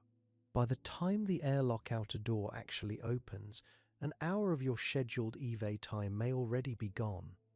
Mission Control has been monitoring the suit telemetry the whole time. They know your heart rate, your suit pressure, your oxygen consumption. The first transmission out is a status check. The response comes back in clipped, confirmed language. Nothing wasted, nothing informal. Operational communication on the moon has a vocabulary of its own. Short confirmations, explicit readbacks. You repeat what you heard, they confirm what you repeated, and only then does anyone move. It sounds bureaucratic until you understand that misunderstandings in this environment have a specific and permanent kind of consequence. Outside, the first thing the EVA plan requires is a surface inspection of the habitat exterior. You work around the structure methodically, checking panels, seals, and thermal surfaces for anything that has shifted since the last check. The solar panels get particular attention. Dust settles on them continuously, and even a thin layer changes how much energy they convert. You carry a brush specifically for this job. Cleaning solar panels on the moon is not a glamorous activity. It is, however, a critical one. Without adequate power, the habitat's life support margin starts shrinking in ways that nobody wants to calculate in real time. The inspection takes longer than it would on Earth. Everything takes longer than it would on Earth. The gloves are the main reason. Pressure suit gloves are engineered to maintain dexterity under vacuum, but the operative word there is maintain, not provide. What you have inside those gloves is a reduced, effortful approximation of your actual hands. Picking up a small object requires deliberate grip pressure you have to consciously apply. Turning a fastener takes concentration. Tasks that would take 2 minutes in a workshop take 10 minutes in a suit. You plan your movements around this. You plan everything around this. Heat management is the other variable that shapes every physical decision outside. The suit's cooling system is running the whole time, circulating water through a network that carries heat away from your body. But the system has limits. Push too hard, move too fast, and heat starts accumulating inside the suit faster than it can be removed. Overheating in a pressure suit on the lunar surface is a serious problem with a limited solution set. So you pace yourself, not because you want to, but because the suit's thermal budget is as real a constraint as the oxygen supply. Mission Control tracks your metabolic rate from the telemetry. If the numbers climb too fast, you hear about it. The power supply that runs the suit's systems has been calculated to the minute. Battery degradation is part of the model, factored in from the start. You do not get to run the battery down completely. A safety margin is mandatory, hardwired into the suit's own power management systems. If you approach that threshold, the suit itself will restrict certain functions. This is not a suggestion. This is an automatic constraint. The suit protecting you becomes the instrument limiting what you can attempt, and that boundary is calculated into every EVA timeline before you ever step outside. Sample collection is part of every EVA on the schedule. This is the scientific core of what you are doing here, and it looks nothing like what you might imagine. There is no casual reaching down and picking something up. Each sample site gets photographed first, from multiple angles, before anything is touched. The position gets logged. The context matters: which direction the rock faces, what surrounds it, whether it sits in a shadowed area or direct sunlight. A rock pulled from the moon without documentation is just a rock. A rock pulled with full context is a data point that scientists on Earth can work with for decades. Before any fieldwork begins, target sites have been identified weeks in advance through orbital imagery analysis. The science teams on Earth select locations with specific geological characteristics visible from above, formations that might reveal different epochs of lunar history, compositions that could answer particular questions about the moon's deep structure. These sites get mapped into the EVA timeline with careful spacing between them, accounting for transit time across the terrain. Rushing between locations increases the chance of navigation errors and sample contamination. The pace is deliberate because the whole mission depends on data quality, not on speed. Then you pick it up. And this is the part that the documentation does not quite prepare you for. The rock in your gloved hand is old in a way that has no real parallel in daily experience. The moon's surface has no plate tectonics, no water erosion, no weather. Rocks that formed 4 billion years ago sit exactly where they landed.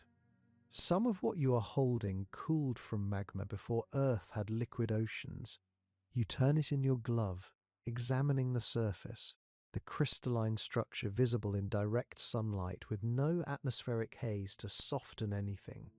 Nobody has ever touched this particular rock before. Nobody ever will again except the researchers waiting for it back on Earth. The sample goes into a labelled container, which goes into the collection bag, which gets its own documentation entry. The whole sequence takes time. A productive EVA might collect a dozen samples in 6 hours. Back on Earth, a field geologist might collect that many in 20 minutes. The suit is why. The suit is always why. Geological survey work fills the middle hours of the EVA. You move along a planned transect, stopping at marked waypoints, recording observations. Your crewmate works a parallel line, close enough to maintain visual contact, far enough to cover more ground. You stay within communication range of each other, which on the Moon means radio range, which is effectively line of sight given the terrain. Staying in contact is the rule that does not flex. If one person disappears over a ridge and the radio goes quiet, the other person does not go looking alone. They call it in and wait for instructions. Mission control is present in the background of every exchange. They are listening to the crew communications, watching the telemetry, tracking the clock against the EVA timeline. When the midpoint of the planned EVA duration arrives, there is a mandatory check-in. Oxygen levels, suit integrity, metabolic rates, time remaining. The decision to extend or terminate early is not yours alone. It is a conversation, and mission control has the last word. Back inside the habitat, the EVA's work does not end when the outer door closes. The suits get inspected again before the helmets come off. Any anomalies get noted. Then the samples go into staging for the habitat's analysis equipment. Microscopes, spectrometers, instruments that can characterize the chemistry and mineralogy of what you brought in. This work takes the remainder of the day. Findings get compiled into a report that goes to mission control during the evening briefing. They relay observations to the science teams on Earth, who send back questions overnight that shape the next day's EVA plan. The maintenance work threads through all of this, checking the thermal control systems mid-morning, testing the communication array after the EVA, inspecting the airlock seals before the last cabin pressure check of the day. None of this is optional, and none of it is fast. A seal that looks fine and is fine still takes time to inspect correctly. The habitat requires this attention every day because it is not a building. It is a machine, and machines on the Moon do not get the benefit of the doubt. Getting back inside requires the same care getting out did, except now you are tired, and the suit is covered in dust, and you run through the contamination checklist anyway because the alternative is not an option. The thing nobody tells you about being on the Moon is how small the rooms are. Not small the way a studio apartment is small. Small the way a submarine is small. Every cubic meter of pressurized volume had to be launched from Earth, which means every cubic meter of pressurized volume cost roughly the GDP of a small country to put there. The habitat is engineered to the millimeter. Surfaces do triple duty. Storage is everywhere and nowhere. You share this space with 2, maybe 3 other people, and none of you can leave whenever the mood strikes. Outside is not an option. Outside requires an hour of preparation and a machine that keeps you alive. So you stay inside, and the walls stay exactly where they were yesterday, and the day before that. Researchers who study isolated and confined environments have a name for what happens next. They call it the third quarter phenomenon. Early in a mission, people are sharp, focused. There is novelty everywhere, tasks are unfamiliar, and the brain runs hot on adrenaline and purpose. The first few days on the Moon would feel something like this. Everything demands attention. The systems are new. The view is unlike anything you have seen. But novelty fades faster than most people expect. By the middle of a mission, something shifts. Initiative drops. Small irritations that a person would ordinarily absorb without registering start accumulating instead. Sleep gets harder to come by even when the body is exhausted. The Antarctic overwintering researchers documented this pattern decades ago. And crews on submarines and aboard the International Space Station have confirmed it consistently since. It is not a character flaw. It is what chronic stress and confined space do to a human nervous system over time.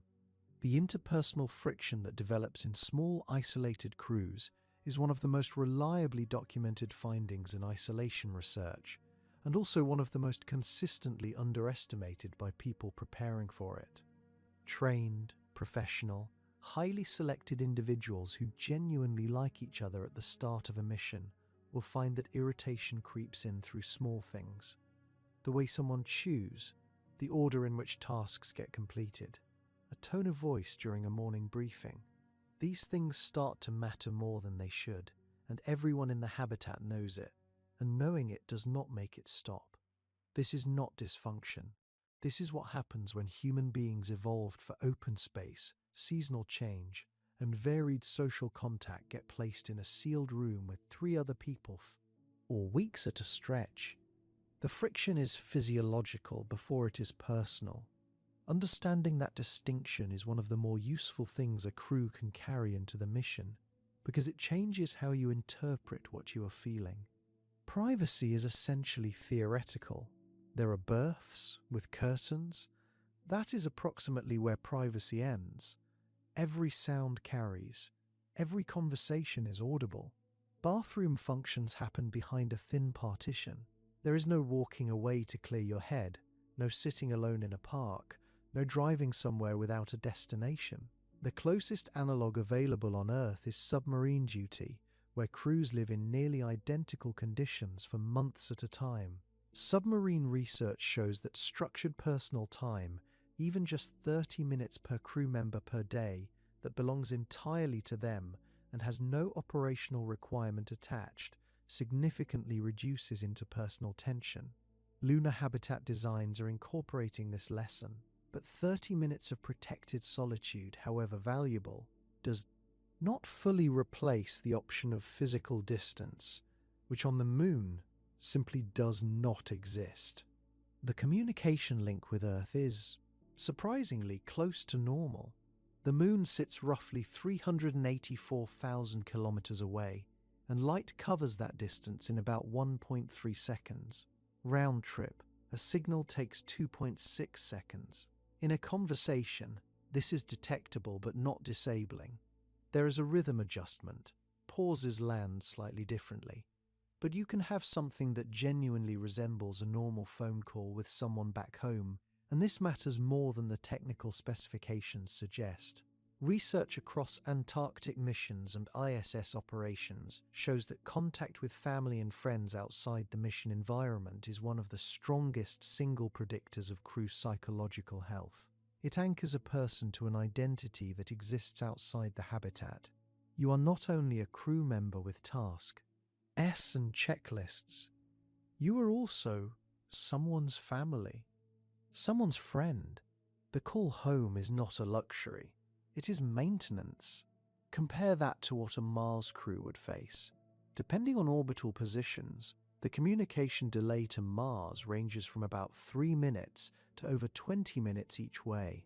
A simple question and answer exchange takes 40 minutes minimum. Real-time conversation becomes impossible. The psychological literature on this is cautious because no human crew has experienced it yet. But isolation researchers are not optimistic. The ability to reach someone familiar in something resembling real-time may be doing more psychological work for lunar crews than the mission planners have fully quantified. The Moon, at 1.3 seconds, still feels connected. Mars would not. Homesickness on the Moon has a specific quality that no analog environment can reproduce. You can see home. It hangs in the sky, motionless, roughly 4 times the size of the full Moon as you know it from Earth. It rotates slowly. Cloud systems drift across the surface over the course of hours. You can watch the part of Earth where your city sits rotate into view and then out again. The whole planet is visible at once, and every person you have ever met is somewhere on it, and you cannot get there. The distance is not abstract the way distance is abstract on Earth. It is visible, present. The overview effect that Apollo astronauts described, that sudden visceral understanding of Earth's smallness and fragility, likely carries a secondary effect that received less attention. The smallness that inspires awe also makes the unreachability concrete in a way that is harder to sit with. Home is right there. You could point to it, and it would take 3 days of powered spaceflight to close the gap, assuming a vehicle was ready, which it would not be. Leisure time inside the habitat is deliberately scheduled and deliberately protected from operational creep. This is another lesson imported from Antarctic and submarine research.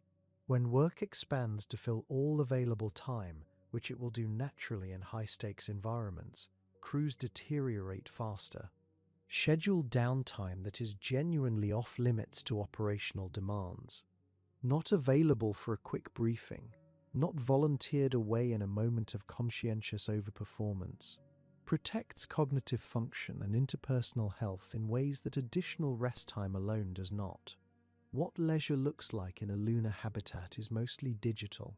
Books, music, films, games.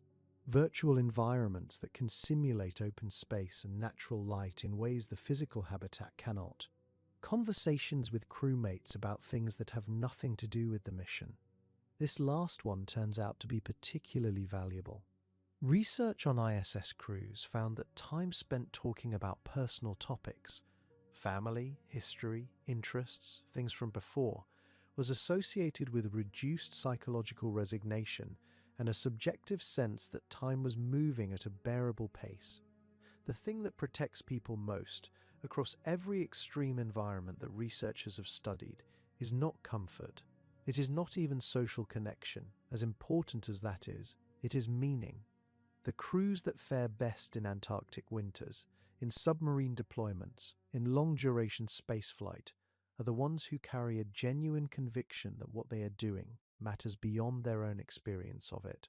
Not performed conviction, not mission statement conviction. The real thing, felt in a specific and personal way. This work is important, and I am the person doing it, and that combination means something. When that sense erodes, and isolation research documents exactly how it erodes under the weight of monotony and fatigue, everything else becomes harder to manage. The friction gets sharper, the walls get closer, the tasks lose their texture and become just tasks. Protecting that sense of meaning across a multi-week lunar mission is arguably as important as any physical countermeasure the engineers have designed. What the research consistently shows, from the Antarctic bases, from the submarines, from the space station, is that the people who fare best are the ones who genuinely believe the work matters. And on the moon, at least so far, there has been no shortage of work that does. At some point during the first week, you are going to stop what you are doing and just look at it. It will not be a planned moment. Nobody schedules this on the mission timeline. You will be running through a checklist, or moving equipment, or watching the dust settle from a boot print, and something will pull your eyes upward.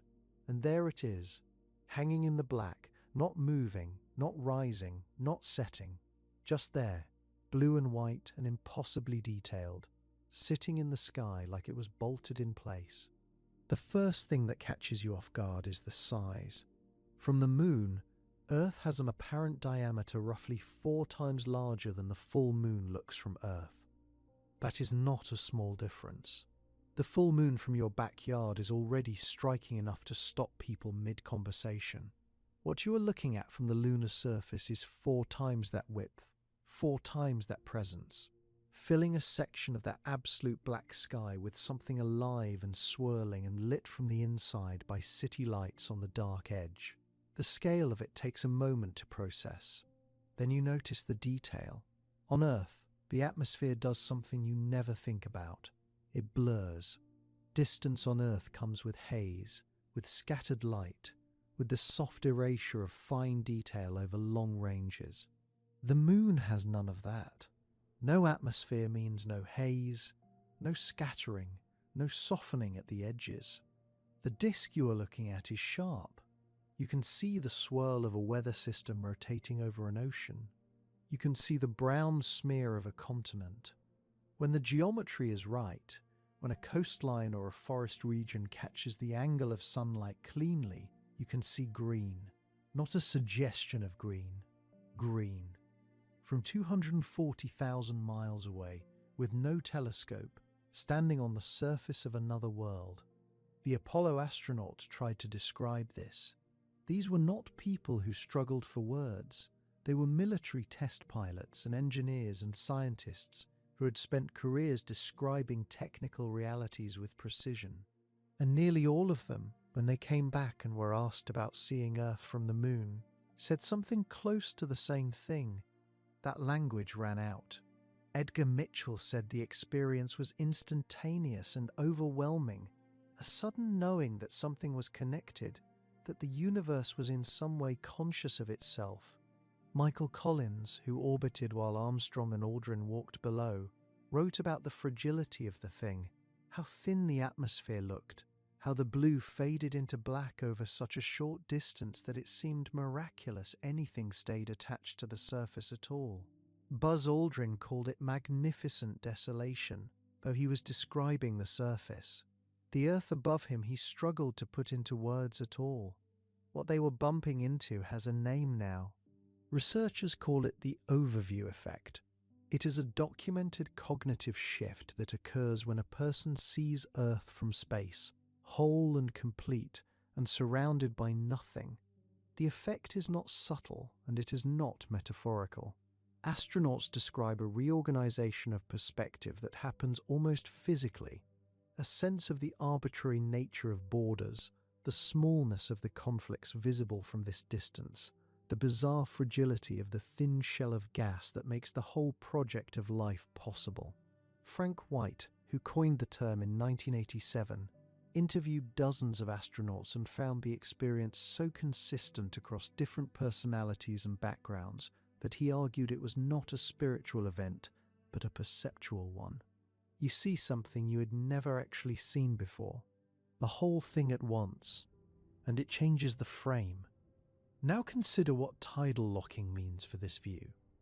The moon rotates on its own axis at exactly the same rate it orbits Earth, which is why the same face of the moon always points toward Earth.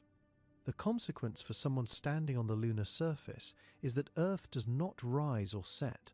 It does not move across the sky the way the sun moves across the sky when viewed from Earth. At any fixed location on the near side or near the poles, Earth sits in approximately the same position in the sky, hour after hour, day after day. It rotates, slowly, completing one full rotation every 24 hours. You can watch continents wheel past if you watch long enough, but the disk itself stays put. You could, in theory, set a chair outside, point it at Earth, sit down, and be looking at the same position in the sky 3 days later. Nothing about Earth rises, nothing sets. It simply hangs there and turns. This is the part that starts working on you psychologically in ways that are hard to anticipate. Earth is present, completely, visibly, undeniably present, sitting right there in the sky, and completely unreachable. The visual intimacy and the physical impossibility exist simultaneously, and the mind never quite resolves that contradiction. You can see cloud systems forming and dissipating. You can watch the terminator line, the boundary between the lit and dark sides of the planet, crawl across the disk over the course of hours. During your communication windows, people are talking to you from that exact object, and the distance between you and any one of them is so total that it doesn't matter how clearly you can see the continent they're standing on. Hold your thumb up at arm's length. Close one eye. Your thumb, at that distance, covers the entire disk of Earth as seen from the moon. Everything. Every ocean, every mountain range, every city, the whole accumulated record of human activity, every war, every piece of music, every building, every language, every argument about every border, all of it fits behind your thumb. The Apollo astronauts noted this specifically and with a kind of bewildered repetition that suggests it never stopped being strange no matter how long they looked. Jim Lovell held up his thumb during Apollo 8 and understood in that moment, viscerally and not as an intellectual exercise, that everything he had ever known was small enough to disappear behind his hand. The atmosphere from this distance is the thing that looks most wrong. You know it is there. The blue confirms it. but it sits on the planet like a coat of paint. The transition from blue to black happens over such a short arc that the protection it provides seems almost accidental, like a very thin film doing a job that requires something much more substantial. You can see, even with the naked eye, that the gap between surface and space is not wide. The column of air that keeps 8 billion people breathing is, from where you are standing, a visible rind on a rock. You cross the entire distance between those two worlds in 3 days, and somehow that fact makes the blue disk look both farther away and closer than it has ever seemed before. By the end of the first week, the moon has already taught you several things that no training program on Earth could fully communicate. Not because the training was wrong, because some knowledge only arrives through experience, and experience on the moon is a different category of thing entirely. The first lesson is about Earth's atmosphere. You spent your entire life inside it, without once thinking of it as a gift. Pressure, warmth, breathable air, protection from radiation. All of it was simply there, the way a floor is simply there. On the moon, every one of those things is manufactured, maintained, and monitored around the clock by machines that cannot be allowed to fail. The atmosphere outside your habitat isn't hostile in the way a storm is hostile. A storm is still Earth. The lunar vacuum is something else. It is the complete absence of everything your biology was built to expect. After 7 days of watching readouts confirm that the air you are breathing was produced rather than simply present, you stop taking air for granted. That shift is permanent. People who return from the moon consistently describe it. The sky on Earth, the blue in it, will never look the same. The second lesson is about gravity. You knew the number going in. 1/6. You did the math, ran the simulations, trained in the pool. None of it captured what it actually means to have your body begin quietly dismantling itself because the gravitational signal it evolved to read has dropped by 83%. Bone density loss starts within days. Blood volume drops almost immediately. The body interprets low gravity as a signal that it is overbuilt, and it begins shedding mass it no longer thinks it needs. This isn't a slow process. It starts on day 1. By the end of the first week, you have already lost measurable bone mineral. The machines that measure this tell you calmly, in numbers, what is happening inside you. Gravity on Earth is not just a force, it is an instruction your skeleton has been following your entire life. Remove it and the skeleton starts editing itself. What surprises people most is how the technology feels from the inside. A lunar base looks like engineering triumph from the outside. It is a triumph, but living inside that triumph means living inside a machine, and machines require constant attention. Seals need checking, filters need monitoring, thermal readings need interpretation. Something is always slightly outside its optimal range, and someone always has to decide whether that matters. There are no casual days. There is no infrastructure that runs itself. Every warm breath you take at the end of a shift is the product of thousands of engineering decisions, each of which had to survive contact with an environment that was not consulted when those decisions were made. This is not a complaint about the engineers. It is the reality of putting human beings in a place that has spent 4.5 billion years being completely indifferent to human biology. Then there is the historical weight of it, which is harder to describe and easier to underestimate from Earth. The Apollo astronauts visited the moon. They landed, worked, and came home. 12 people walked the surface, and the longest anyone stayed was just over 3 days. Genuine habitation, living on the moon rather than briefly touching it, is a different thing. The crew of the first week is not visiting. They are finding out what it means to be somewhere. That distinction carries a pressure that doesn't appear in any training document. You are not a tourist passing through. You are figuring out in real time whether the species can actually do this. That awareness sits with you at the end of every shift. It is there when the life support readings are green and there when they are not. The psychological dimension is harder than anyone fully predicted, and anyone who claimed otherwise wasn't paying attention to the analog data. Antarctic overwintering crews, submarine crews, long-duration ISS astronauts, all of them describe the same arc. First days are vivid and sharp. Then the environment's monotony begins pressing in, and the crew adapts by building routine, because routine is the only thing that makes an unchanging environment manageable. By day 7, the moon outside the habitat looks familiar in the way a workplace looks familiar. Not comfortable, not easy, familiar. That familiarity is protective and dangerous simultaneously.